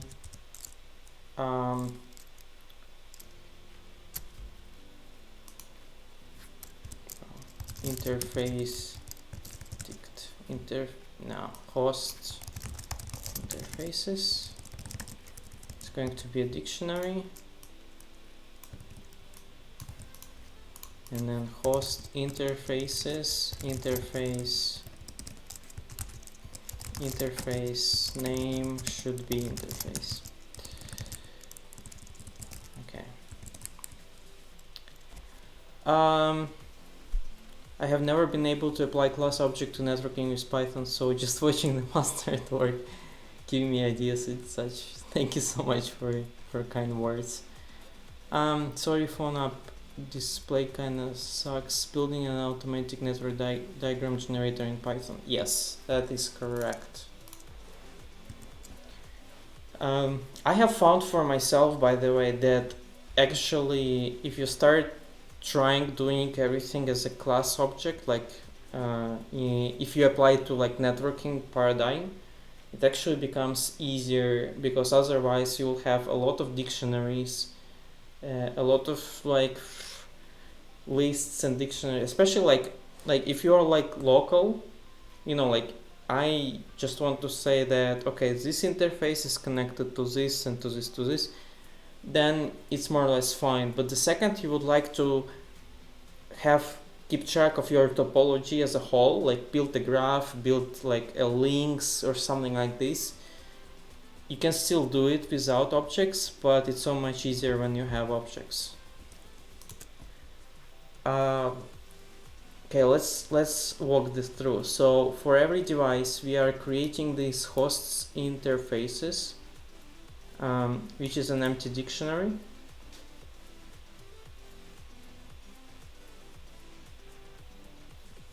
Then we apply this, we say we are saving it to the data. This is our dictionary. Then at the very end we say, yeah, I think we are good here. So the way we are going to verify this, and by printing the NR inventory hosts are one data. Hopefully this is correct. Let's just run this.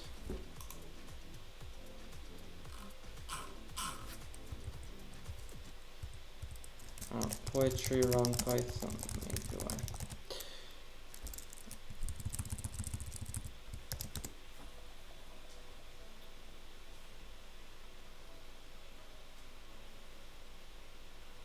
Yeah, this didn't work out so well, did it? Did it? And to be honest, this is going to be actually not so easy to track down. I am pretty confident that it's not going to be easy.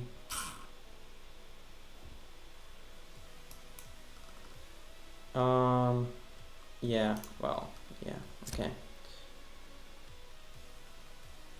Oh, we don't have neighbors everywhere, that's right.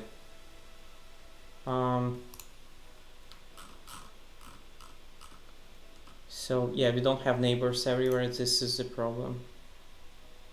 Let me fix that.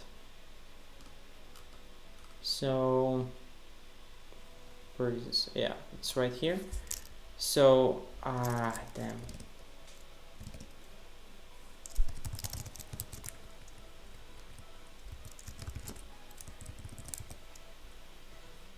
Yeah, this no.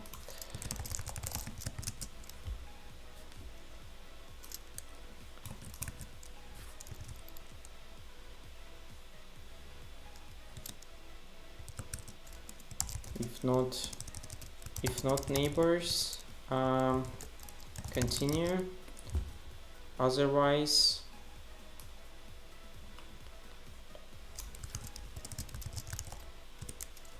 okay, I think this should work.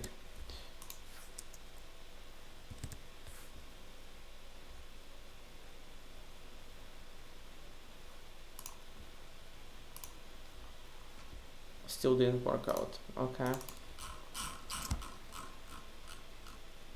Also, I actually don't think we need this with statement here as well.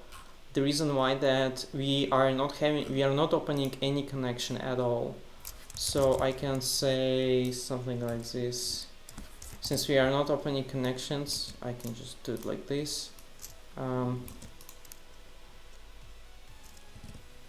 Okay, and let's try tracking this down.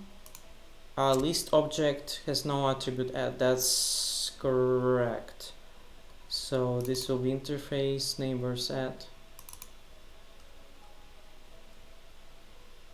Oh, and there is one additional thing that I forgot. I would like to use one thing. I would like to crash when there is an error, because right now it's silent. It's not so good. Where is this core config? Race on error true. Yeah. So this should go here. Race on error true. Okay. So, and then it complained about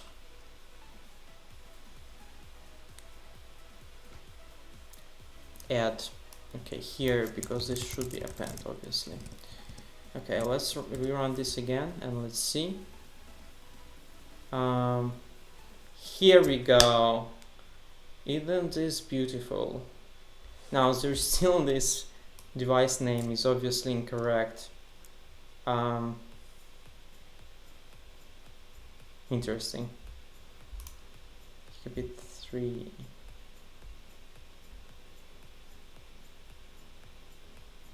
No, no. This is weird.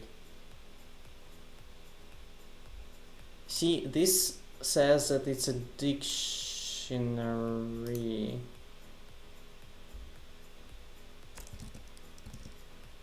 Okay, this is a dictionary, that's fine.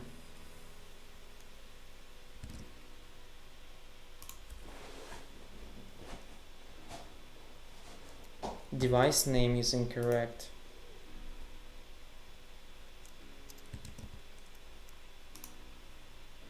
Oh. Okay. Okay, good. So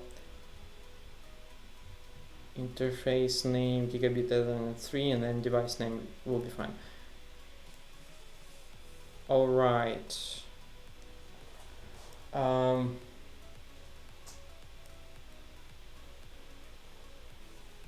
Yeah, I think we are good.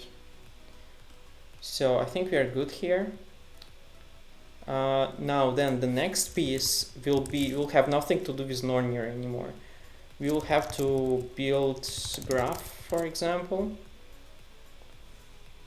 and I need an R inventory. So I need inventory. Well, I need hosts, right? So I will just say hosts, and this should be a dictionary with str and then hosts. I have to import it from Nornir core inventory import host. Okay. So, and then this should return NetworkX object. So we need to add poetry at NetworkX.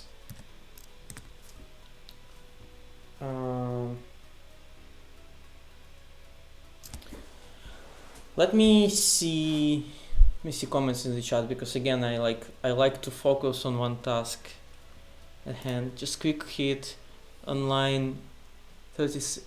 Oh, it would be very good if I could actually pay attention to the chat, because you folks already found the error that I was trying to fix. Thank you so much. I'm sorry that I didn't notice it earlier. Just an idea for everyone. Twitch works wonderfully with Chromecast, so you can watch it on big screen. That would be very weird to see me on the big screen. You can get it to work with Apple TV, but you got to stream via YouTube first and swap over to Twitch. Wow, very cool. Though very weird. Okay. I have to check something. So poetry run IPython. I have to from NetworkX import graph, I think. Yeah. So this is going to return NetworkX graph. I have to import NetworkX here. Okay, so build graph, and this will return the graph. Okay, so, and as the input for this, we are going to pass in our inventory hosts. Okay, so I don't need this anymore. I am going to say graph is equal to build graph in our inventory hosts. Okay, cool. So let me open their docs. Nope, not here. This one. Next. Where is this? Tutorial. Okay. Okay.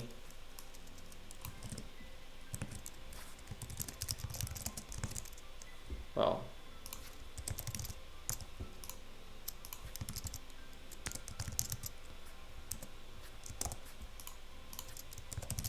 All right. And then let's do print graph nodes and print graph edges. Okay. So first of all, we have to add nodes, and this is super straightforward. So I think it add nodes from, and you provide the list. Yeah. So I can say add nodes from. Why I don't have auto completion here? So add nodes from.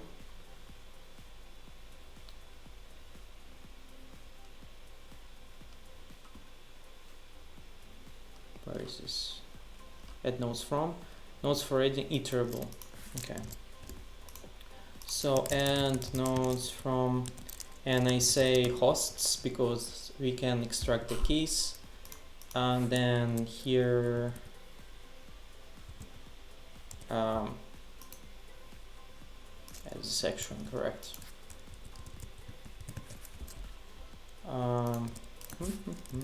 From typing import dictionary. Okay, so we add nodes. So this is super straightforward. Now we need to add edges. And I don't remember 100% how I do that. Edge.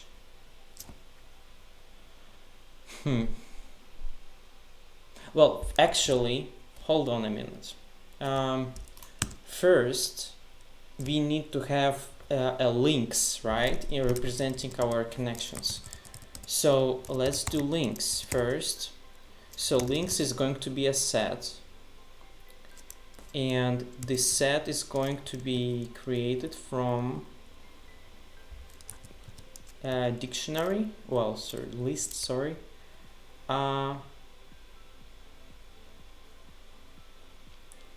Links set. Yeah. So for host in hosts,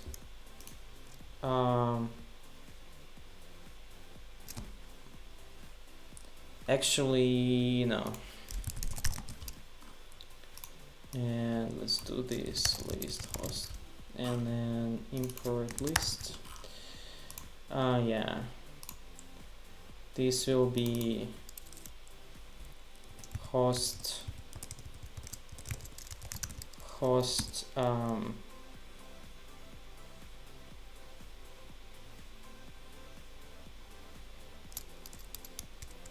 yeah, well, host name for host in hosts.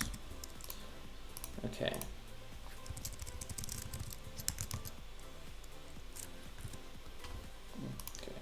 So here for every host in hosts,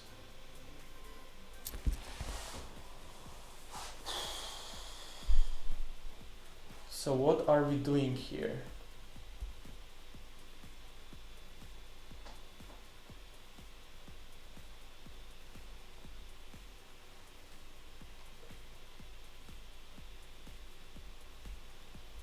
Well, it should be a double, right? So it should be for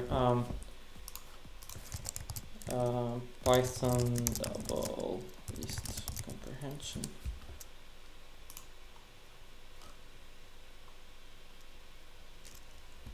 Yeah. So for host, and then host data interfaces, which is a dictionary, values. So for interface, we will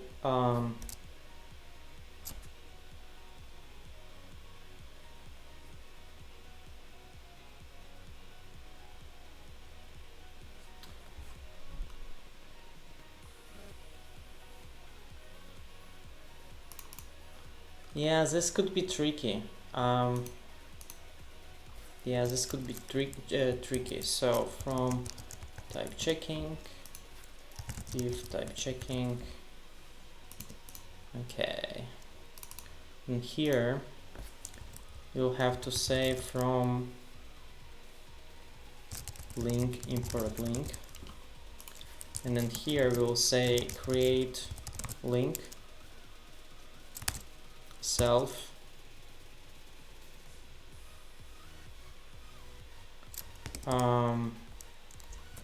create link, well, I can just say link from neighbors,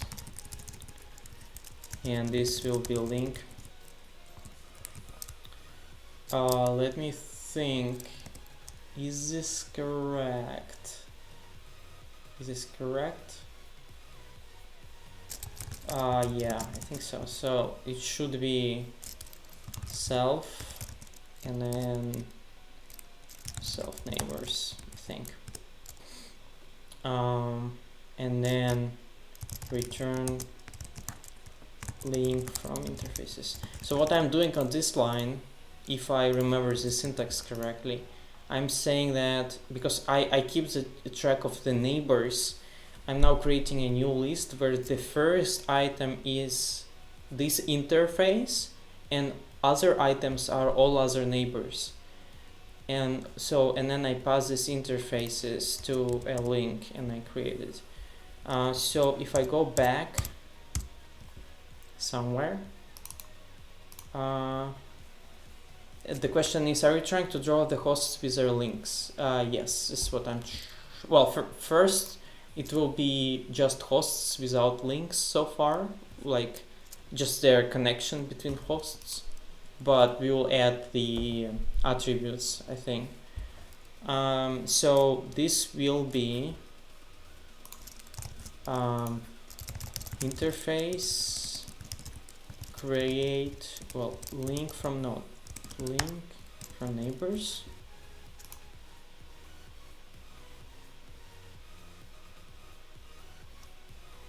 Okay, yeah, this should theoretically work. I will go to debugger and double check this because I don't trust myself here. Okay.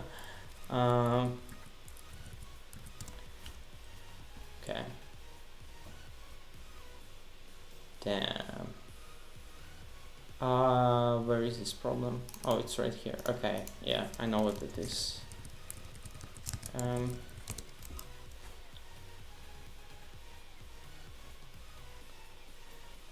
What is, oh, okay, I see it here.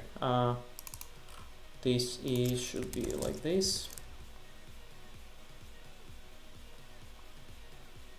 Okay, so if I did everything correctly, now these links should contain a set. Yeah, this is not super helpful. Let's do what? Let's do pp link, well, str link for link in links.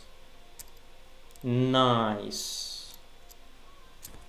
If we did everything correctly, it's super important that every link is repeated only once.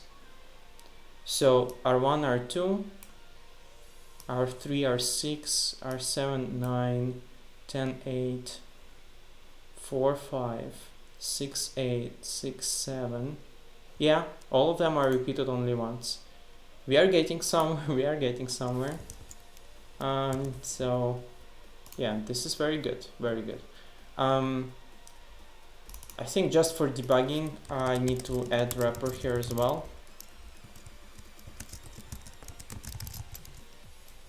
What I'm doing here.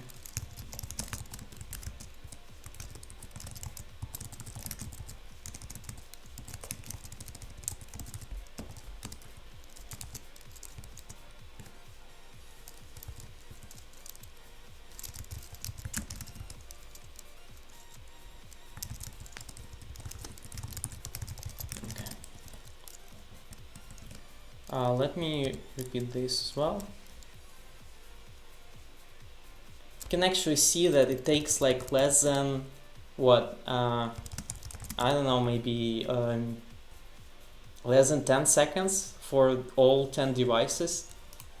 So link, yeah, it's the same thing but with like wrapper instead of str, and you can see it's the same thing. Yeah, that's pretty cool. So I think we are almost ready here actually. Now let me go back here. So we don't need this anymore. Now for link in links.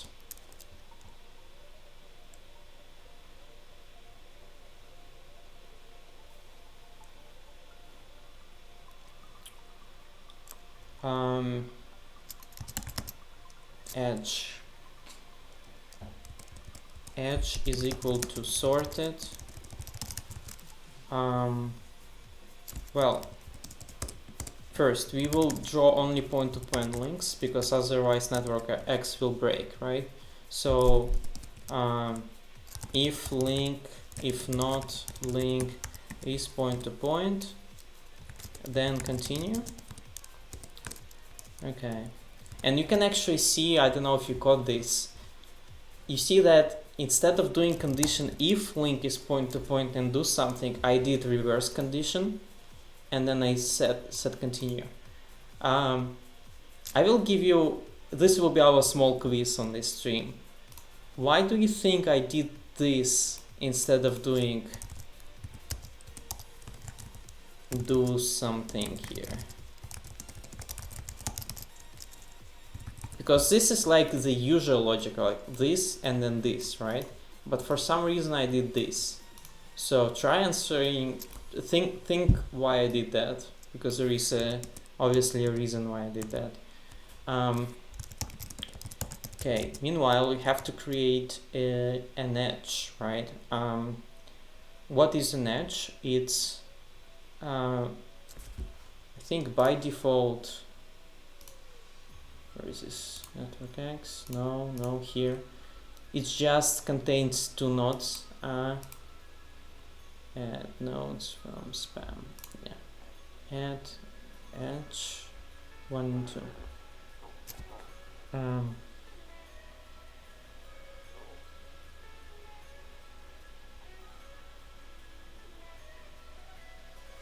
Okay. So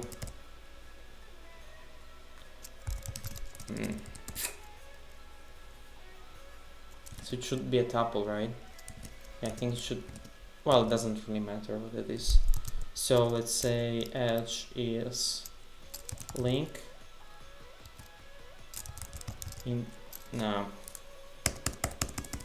So for interface, in link interfaces,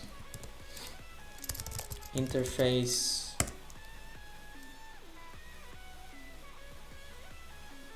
dot device name. Yes.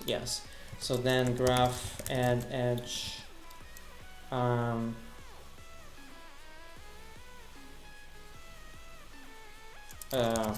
Like this, and that's pretty much it, I think. So, and then we will print this to the console.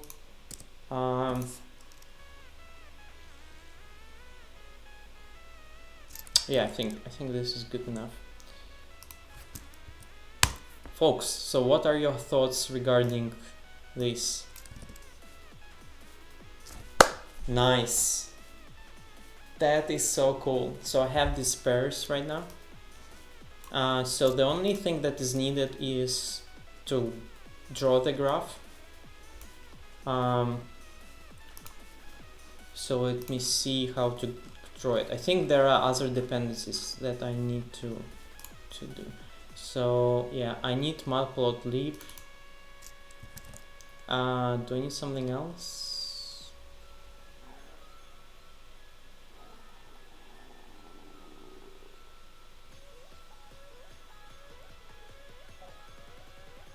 Is a part of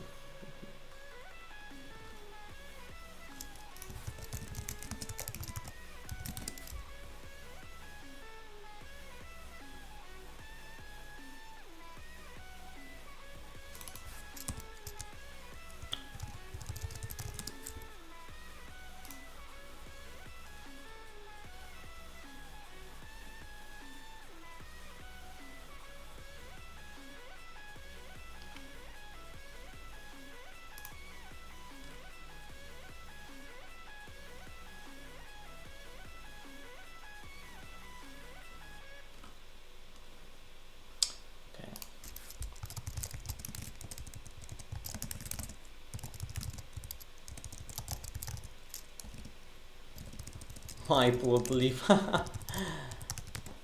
Okay.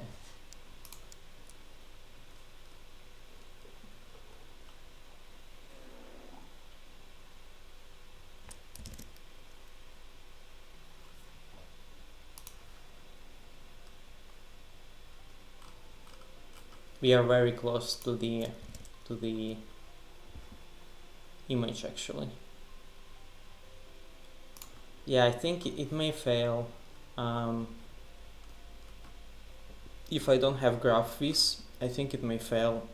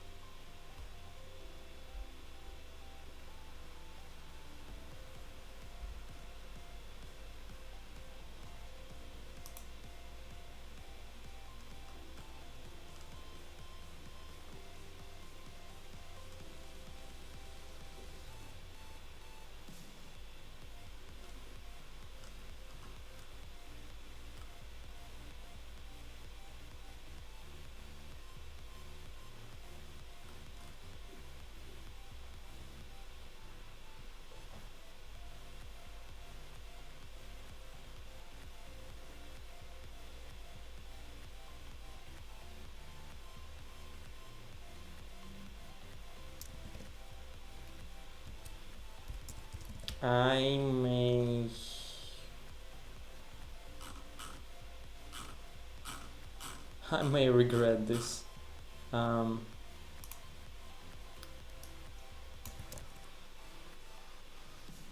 Did it install? Yeah, it's actually got installed. Oh, okay.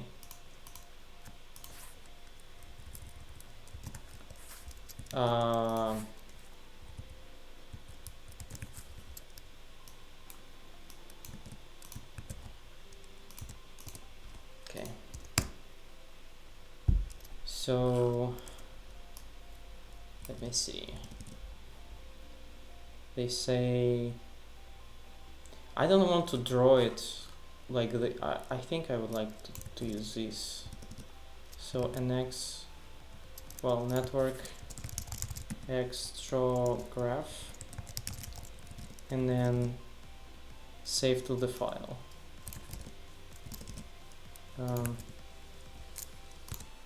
Say diagram. Okay. Oh well, let's actually say topology, right? Okay. Without installing graph viz, I don't think it will work, but I could be incorrect. Yeah, it's already some issue here. Did it create a file though? It created a file. Here we go. That's pretty nice. Well, obviously I would like to add the nodes.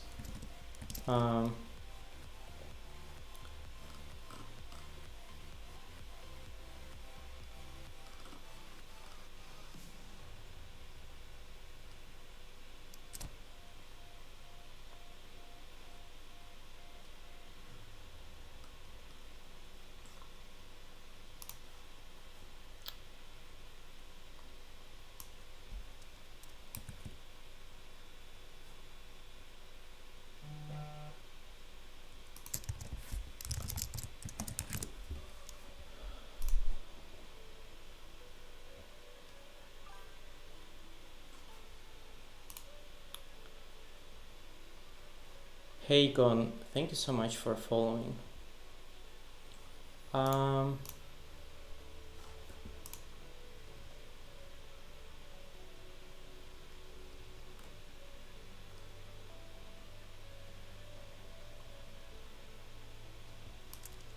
Okay, let's do this.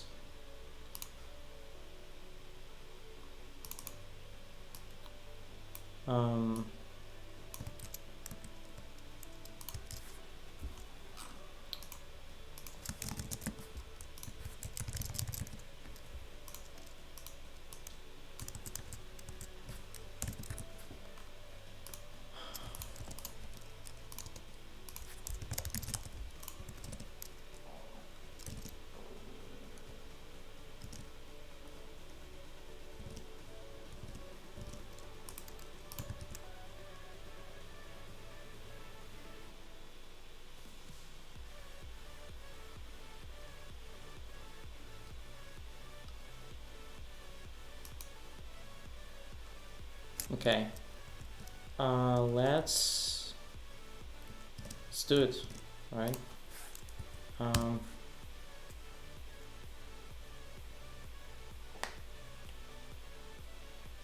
Still deprecation warning.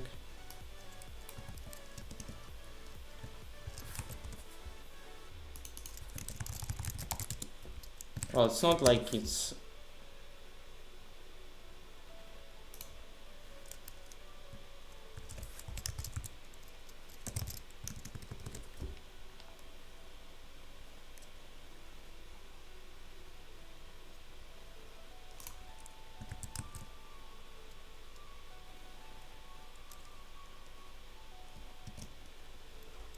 I will leave it like this. This is deprecation warning, even though I don't like those. So let's go ahead and check our topology. Here we go. Nice. Are you guys interested in seeing an actual, well, you know what, before doing that, I would like to make the nodes bigger. And probably I would like to set a background color for them as well.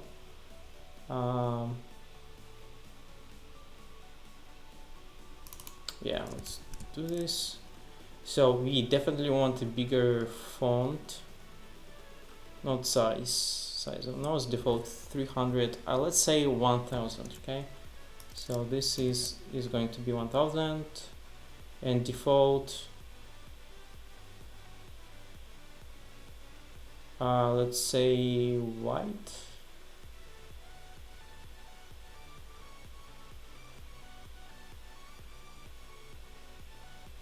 The node edge and transparency. Yeah, so let's do node size 1000 and node color white. And let's see if it will help us to make it a little bit more beautiful. So node size is 1000, and I already forgot, was node color. Node color is, hopefully this will work. Okay, let's run this, and let's check. I don't know why there is no border here.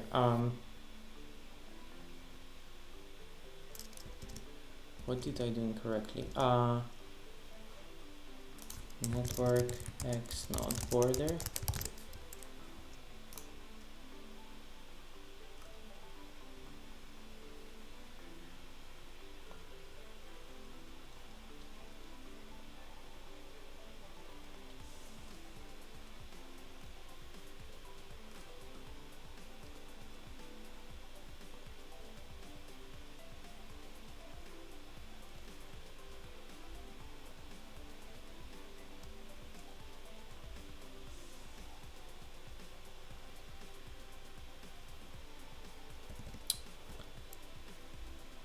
Seems like a lot of work.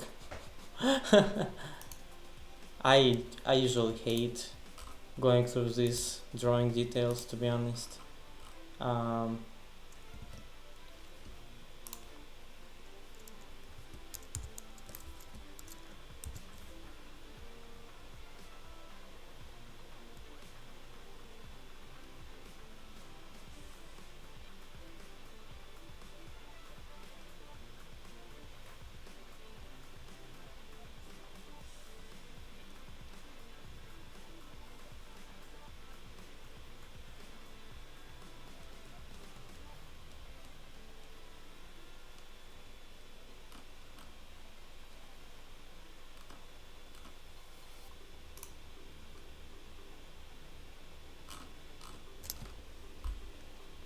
not size, not color, not shape.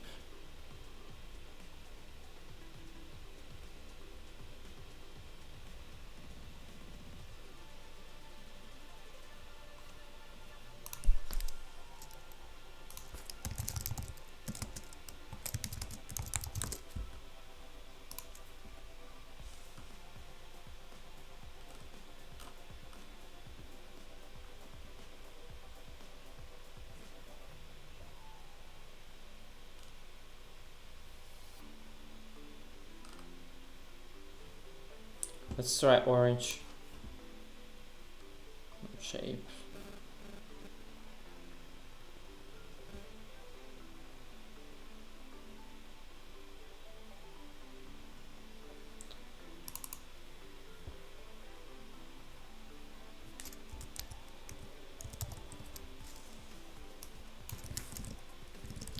Okay, let's rerun this. We still have some work to do. We'll have to add the labels.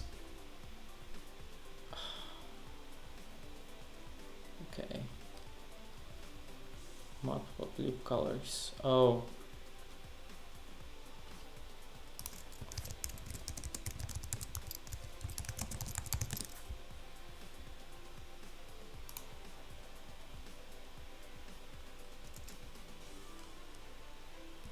Let's try orange as a full word.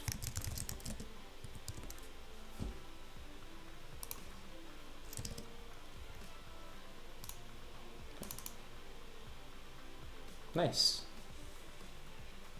It's a little bit big, so I'm going to change it one more time. Let's say 1300. And let me show you, by the way, I'm going to open my GNet3 topology now. Okay, so this is a file that we've got.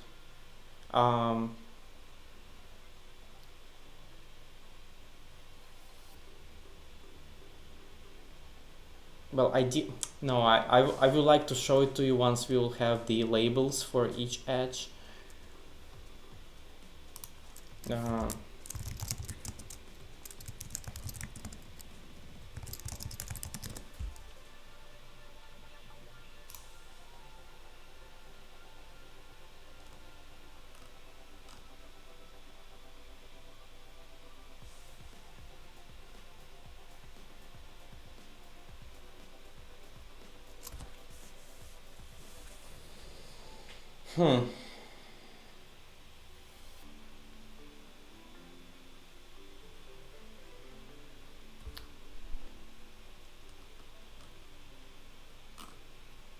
Okay, I will keep this. I don't like this because I would like to have here label and label here and label here, not like this.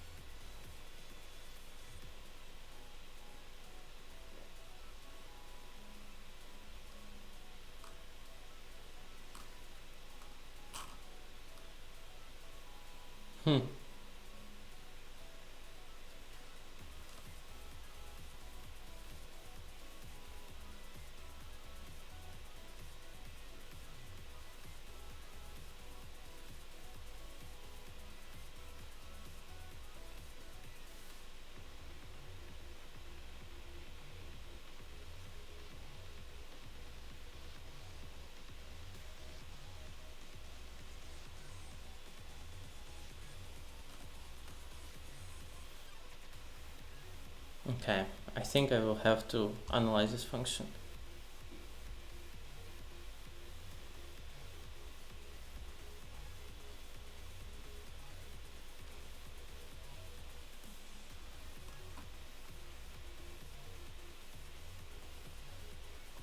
Where do I get the position though? I don't get it.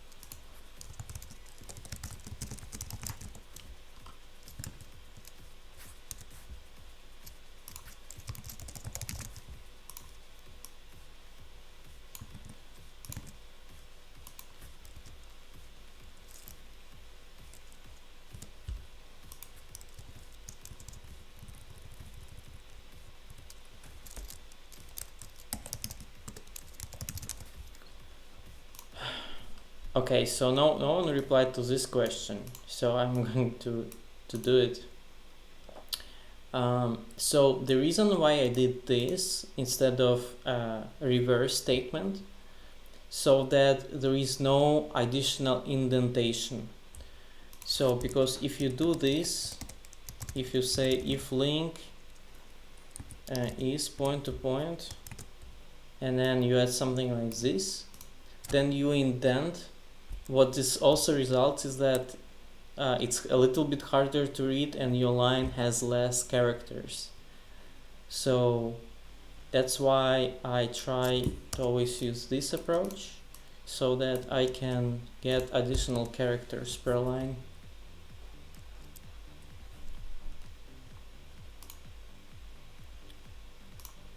Okay.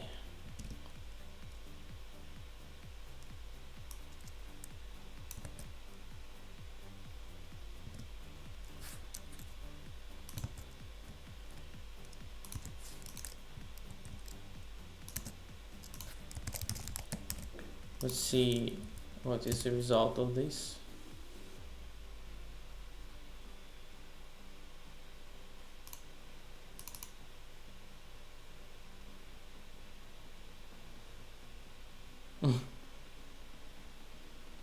I like these label positions, they are so funny here.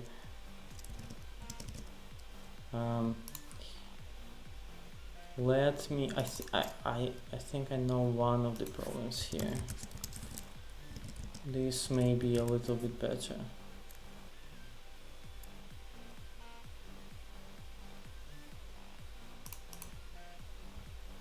Yeah, okay. Well, I think I could keep it like this, to be honest, and just change these labels.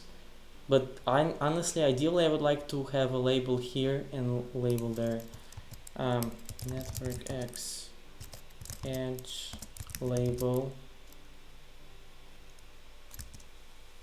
2 labels per edge.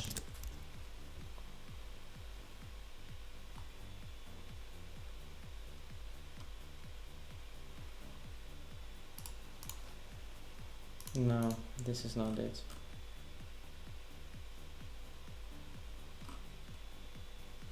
But there is one thing that I really like here. Edge labels. Damn.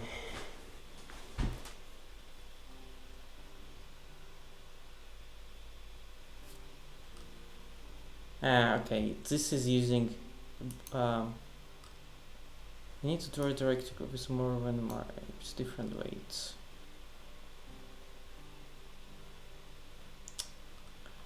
I don't want to have bidirectional graph. Or maybe I actually should. Maybe I actually should. I mean, what will it change?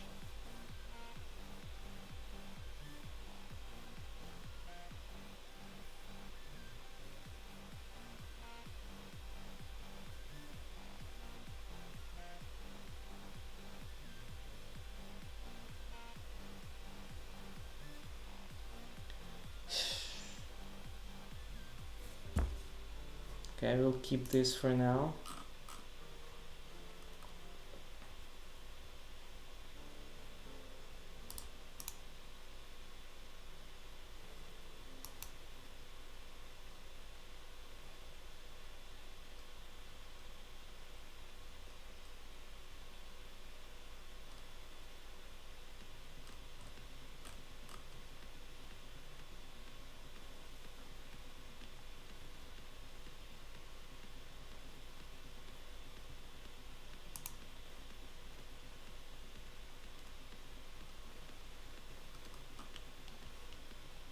I don't know, something is bothering me.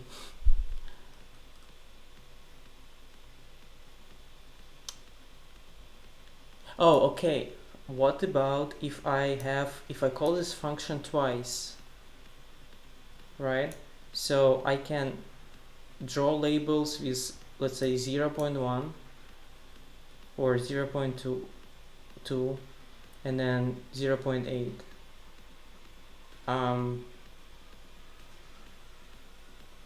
And then this should work. Maybe. Maybe. Damn.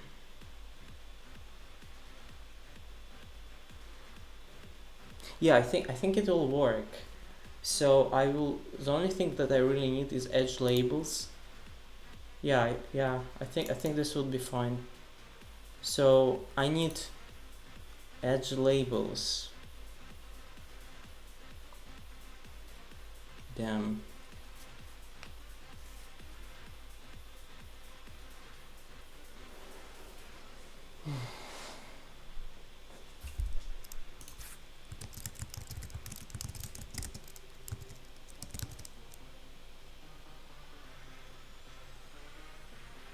Okay, so you'll have two edge labels, right? Well, like 0 and 2. So this will be a list of two dictionaries.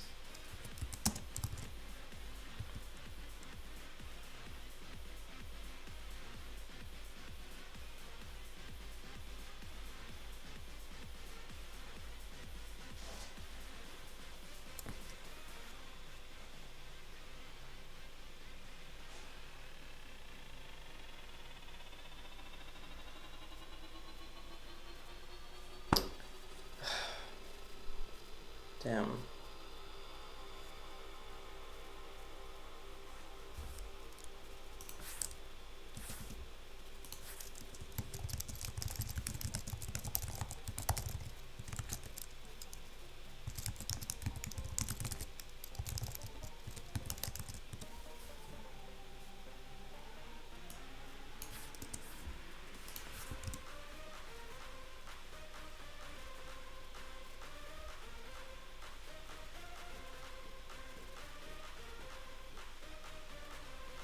Yeah, I think without bidirectional graph it may not necessarily work, but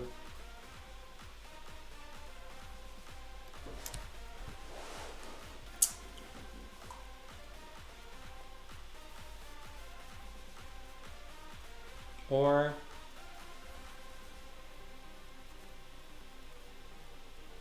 I don't know. I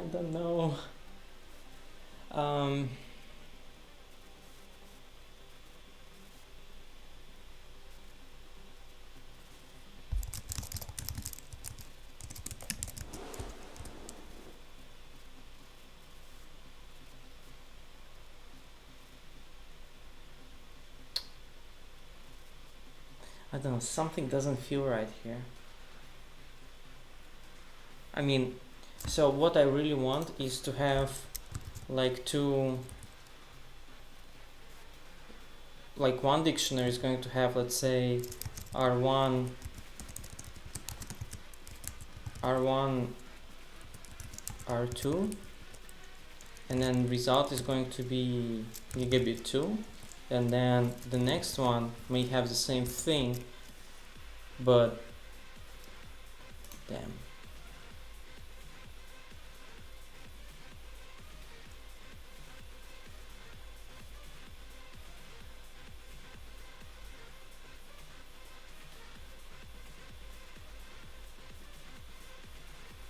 Well, okay.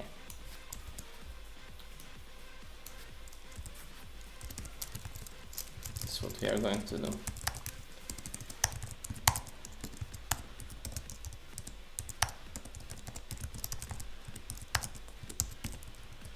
Okay, this is a tuple now, and then edge labels 0 is going to be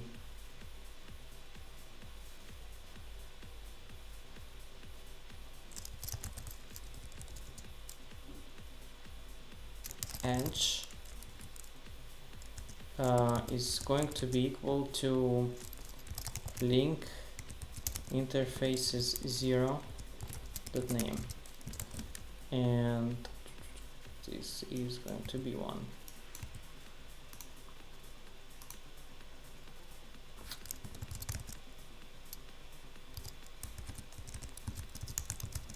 For EI node in enumerate edge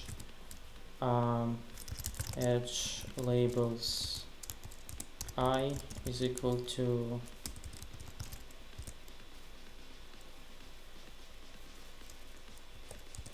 edge is equal to node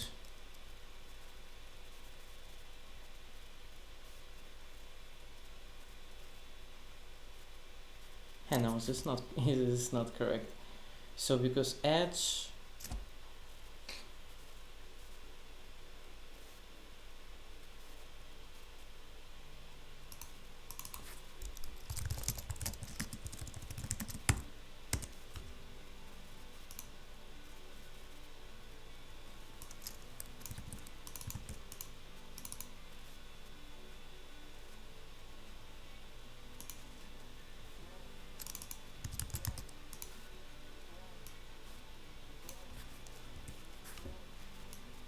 yeah, I'm not sure what I'm doing here. Can I just use map?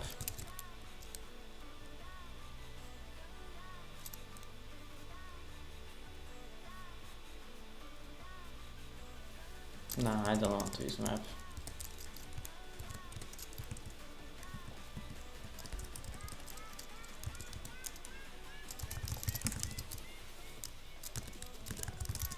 We are back with what we started.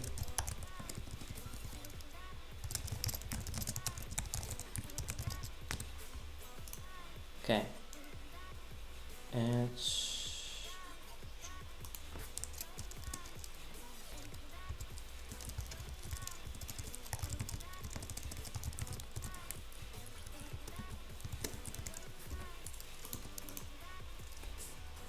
Okay, so tuple, and then face, and then interface.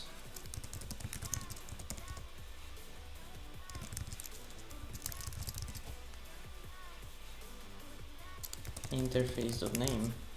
Yeah, I think something like this, and then I can here return the edge labels as well. Okay, and then this is going to be a tuple which returns a list of dictionaries str tuple str. Okay, so I need tuple, yeah, I think so. And then this one is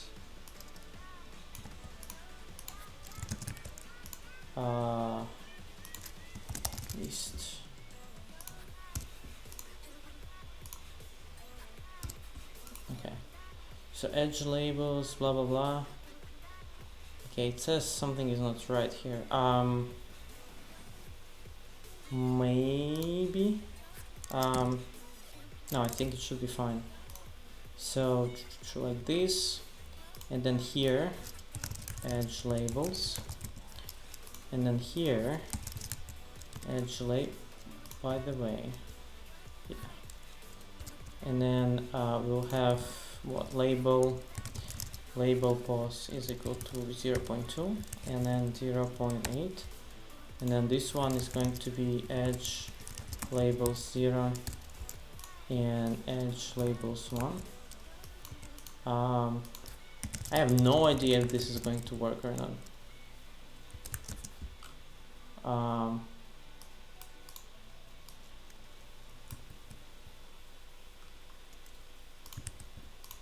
No clue whatsoever. Okay, and then edge labels. Okay, so there is this one piece that bothers me a little. Phrase device name. I think this is something is incorrect here. Let me let me do one thing. Poetry run Python. So let's say a is equal to r1, r2, r3. So, and now we'll say tuple from well, LE for E in A. Does this work? Yeah, this works. So this is a tuple with the strings, and then this is a string, well, tuple of 2 strings. For some reason it says that, yeah, I think I should say tuple str. Okay, so tuple str. Yeah, so I really hope this will work, but I don't know.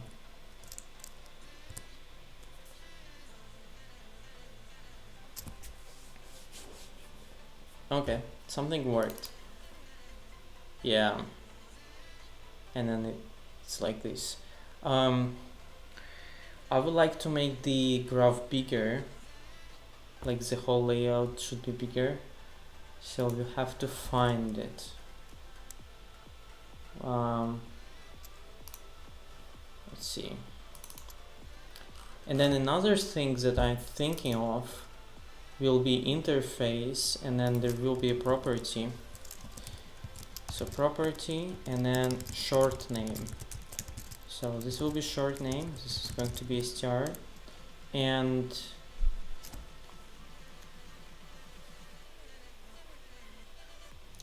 well, ideally I would need to regex parse it and stuff, but I really don't want to do it.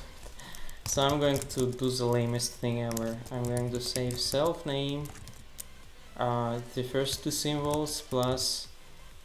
Now I mean it can be gigabit 10, right? Okay, never mind. In our case we don't have it, so I will just do it like this.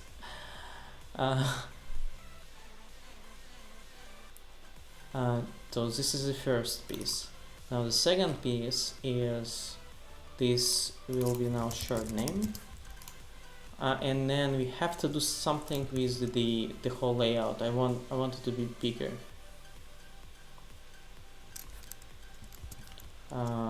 Spring layout.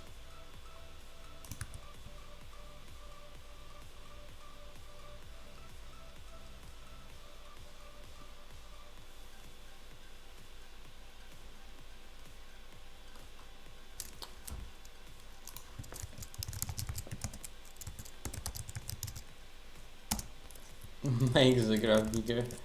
I like this.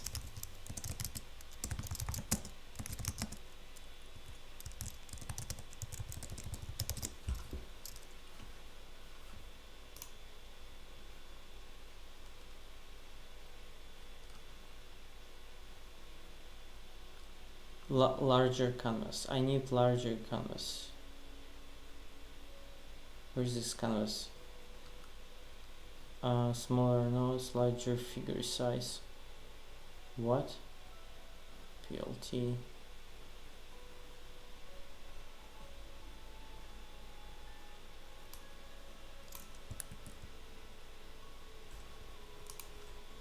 Let's try this.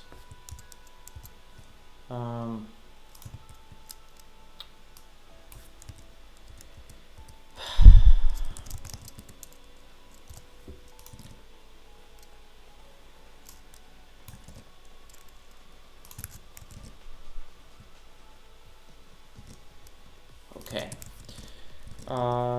Let's see. What? Oh, right. Alpha Wolf, thank you so much for following. Okay. Oh, now it's bigger. Look at this. Yay. It a little bit bothers me that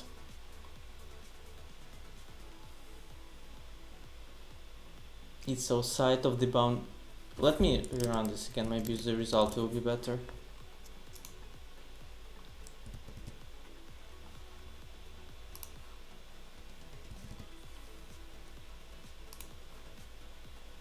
Well, it still cuts this. But look at this. So I have my nodes here, and I have my the edge, well, the interface names. So let's try to compare it with what I actually have. So here's my GNet3 topology. To make it easier, we are going to rearrange these nodes in a similar way. Unfortunately, I can't get rid of these links. Or can I? No, I don't think I can just like make them invisible or something. No, I don't think so. So 6, 8, 10.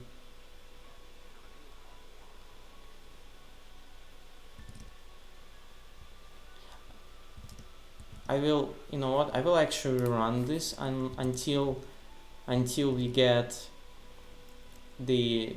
I don't want to rearrange the nodes. It's too boring. Did it work?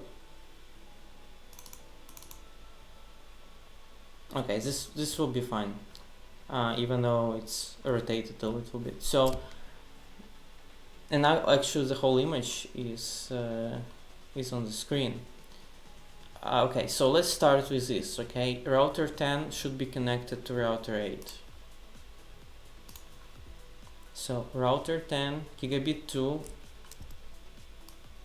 Let me do the following actually.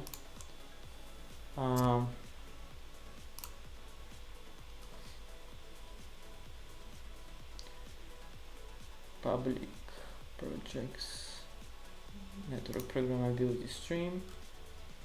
I'm here doing it on my second screen. Hold on. Yeah, something like this. So we have router 10 on gigabit. No, it's incorrect. Okay, so why it's incorrect though? It's like it switched. Is it because of that label position? Let me do the following.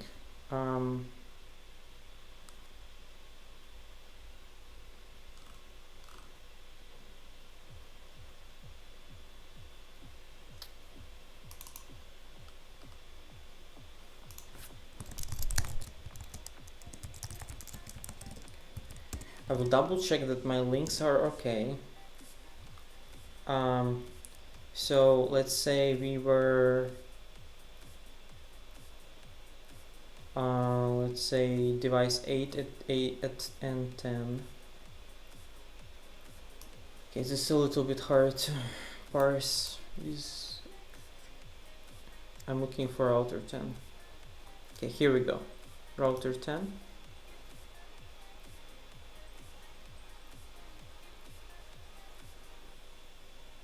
And it's connected to router 8 right here. So router 10 should be gigabit 2. Router 10 gigabit 2, and what did I do? And router 8 gigabit 3. Okay, so what this really means is do I sort them? Yeah, I sort them, so this should be fine. So I think it's just about the label position. So then this should go is 8.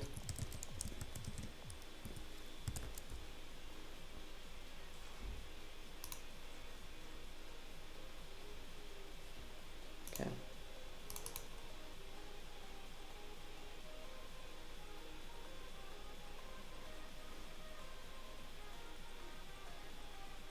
Okay, let's verify this. So yeah, it got updated. Okay. So nah. Well, I don't need this though. Yeah. Yeah. So we have router 10 here on gigabit 2 connected to router 8 on gigabit 3, router 8 on gigabit 2 connected to gigabit 5 on router 6, which is right here. On gigabit 4 of router 6 we are connected to gigabit 2 of router 7 right here. Gigabit 3 of router 7 connected to gigabit 2 of router 9, and let's do one more here. Router 1 gigabit 4 is connected to router 4 gigabit 2. That's pretty much our topology. So let's, maybe I cheated somewhere. Let's do one more thing.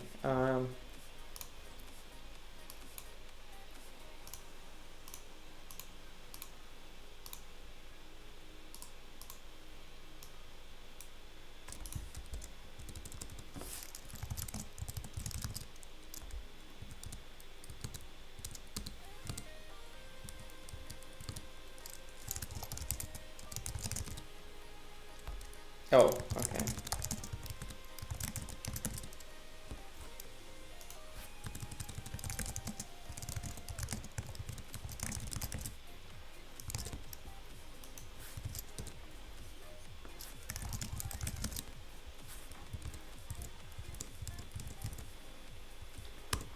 I'm not one. Oh, okay, it works. So I have here router 7 and router 10. Let's rerun our script.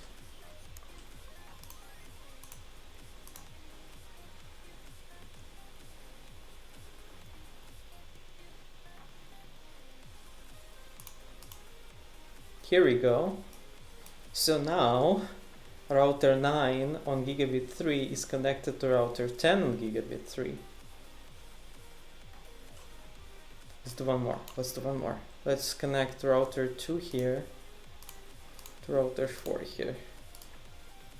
We will need to enable links as well.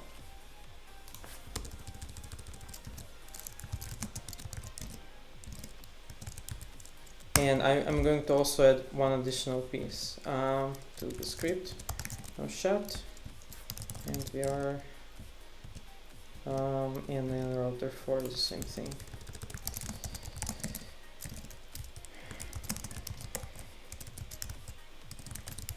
Okay, this is good. So we will rerun the script, but I would like to measure the time, how much time it took to do it for 10 devices. So let me see. I will copy paste the code so to make sure that it works on the first attempt. Yeah, so we import time here.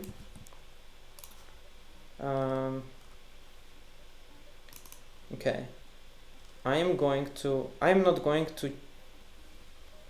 to count this time. I will start right, well actually I can, it's fine, it's not a big of a deal. So import time, and then where is this, start time here, So after we collected and parsed all of the data, I'm going to say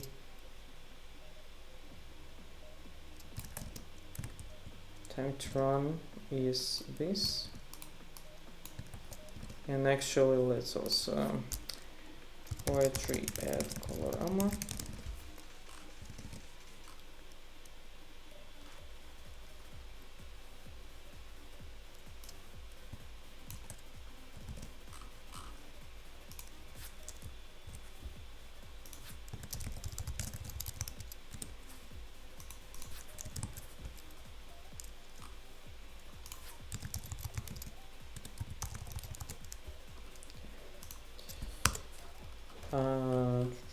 Time to run.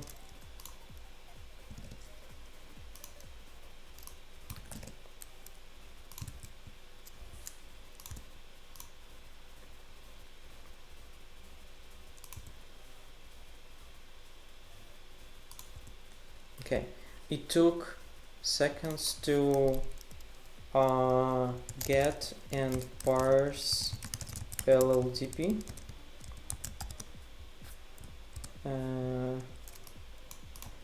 Okay, and then we'll copy this again and say it took seconds. It took additional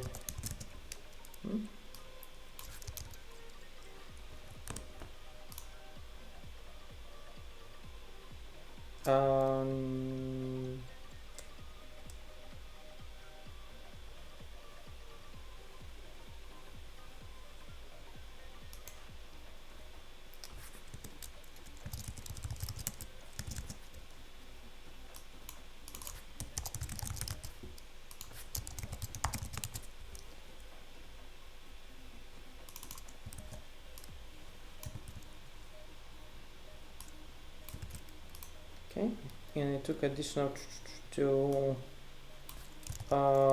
draw and save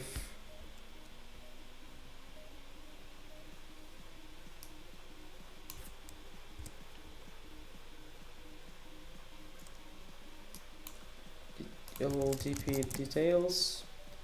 Took additional to draw and save the network topology. Okay. Yeah, I think this is pretty much it. Hopefully, we'll see.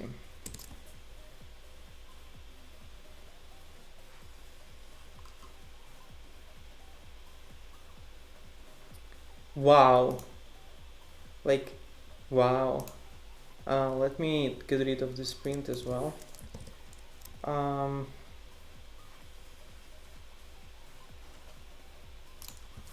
Python don't show the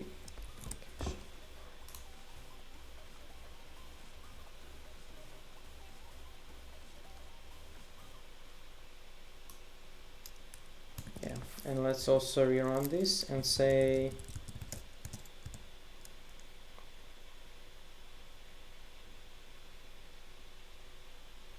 nah, it's still look, it took, we have 10 devices. It took 1 second, one as is one of my fingers, to get all of the details, LLDP details, and parse them with the RESTCONF from 10 devices.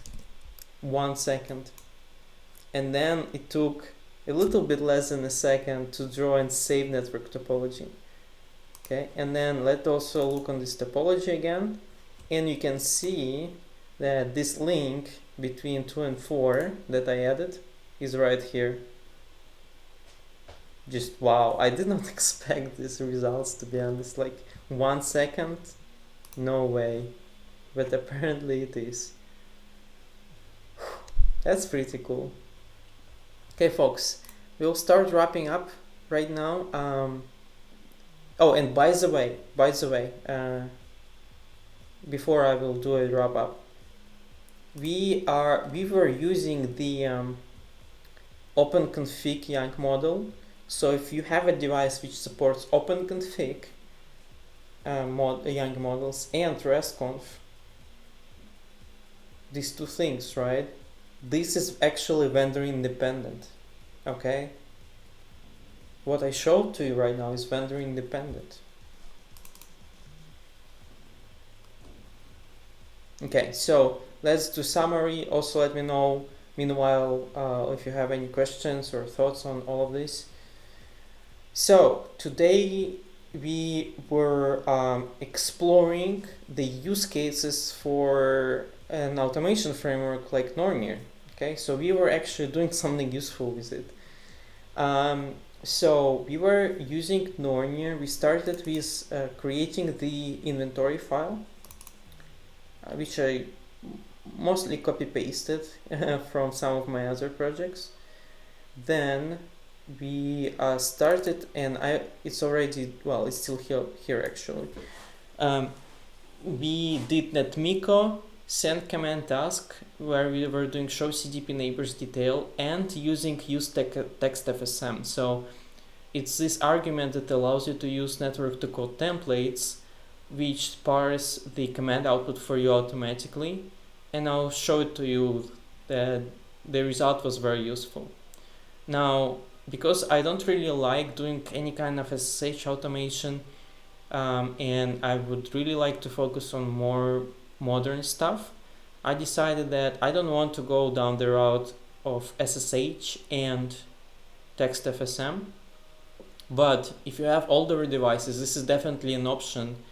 It will be almost the same. You know, you would use this, well, you would modify this a little bit. Instead of doing RESTCONF, you would do this thing, right? It would be very similar.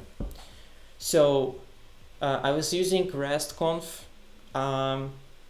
together with Nornir, and we were using OpenConfig LLDP models to get the information from the LLDP in structured way, which is here.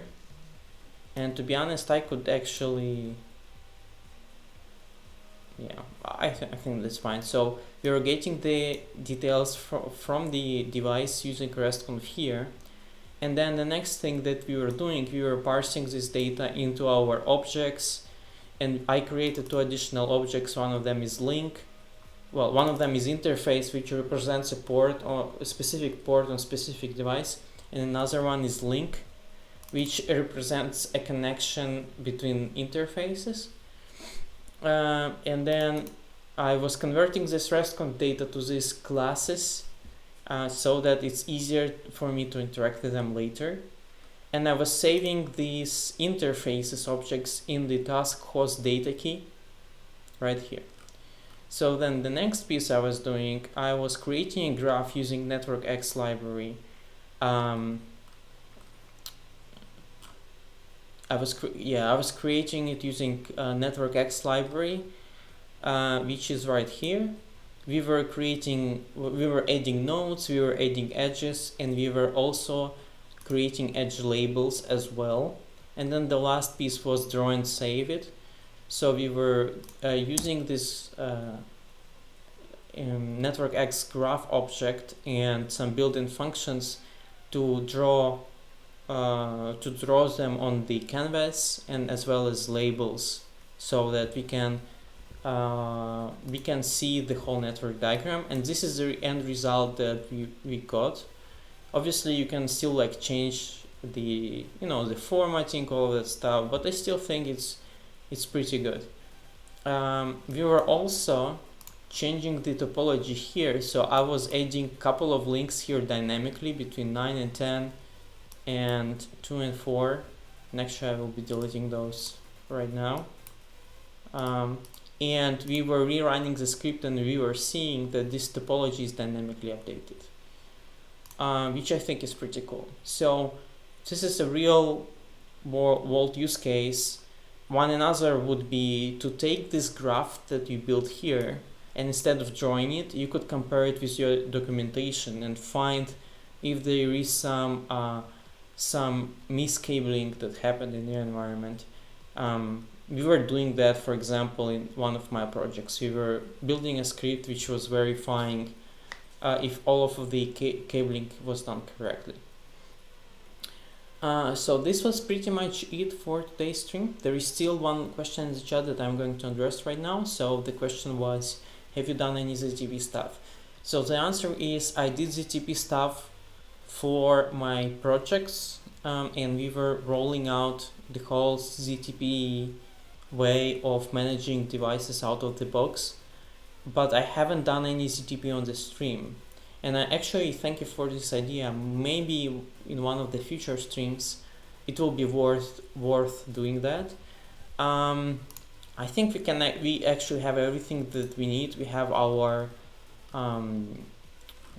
routers here, CSRs, which actually do ZTP on the boot during the boot. So I think we can actually do it. We will need to spin up additionally a DHCP server with the TFTP and stuff like that.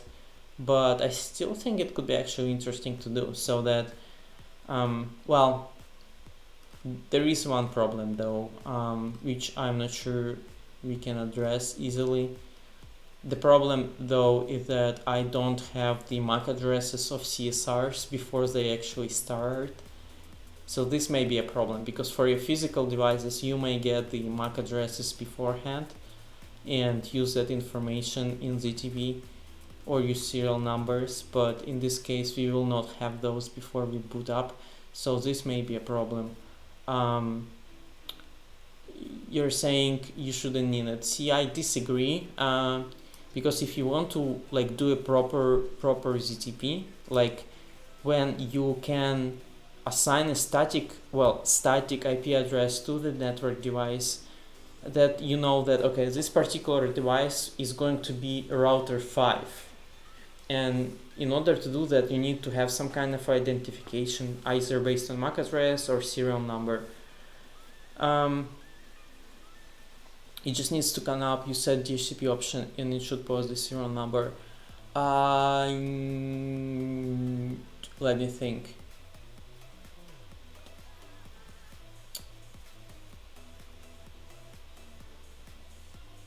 It will not be easy though.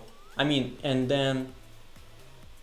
then even if you post a serial number, you need to have a list of your serial numbers beforehand, and we are not going to have those beforehand.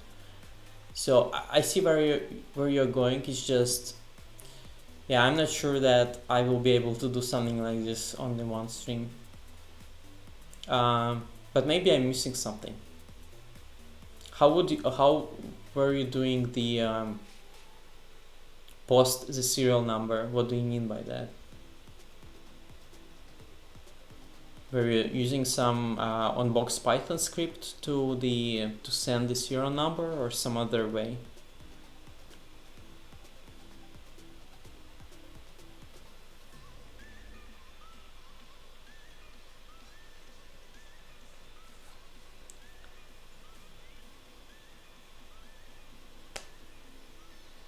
I should definitely explore the ZTP, at least partially, but I really need to come up with a good plan that like what I want to achieve, what is feasible in virtual environment, considering that I don't have any control over serial number or MAC address of the device. Yeah, I haven't used other vendors for ZTP, unfortunately. Okay, thank you so much folks for joining the stream. Today was the peak attendance of the stream. I'm very happy about that. I'm also happy that we actually got the end result in one stream.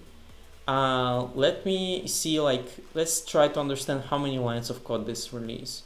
So I would say I wouldn't use this or import statements. This would be not fair. So maybe from this to this, so it's around 100 lines here, more or less, plus 40 lines here, plus 35 lines here, so around 210 220 lines to build this whole thing. And so it wasn't super hard. It definitely required some thought process and stuff, but it wasn't super hard. So I will try posting this on the Git repo as soon as I can, and feel free to use it for your own environment if you want to.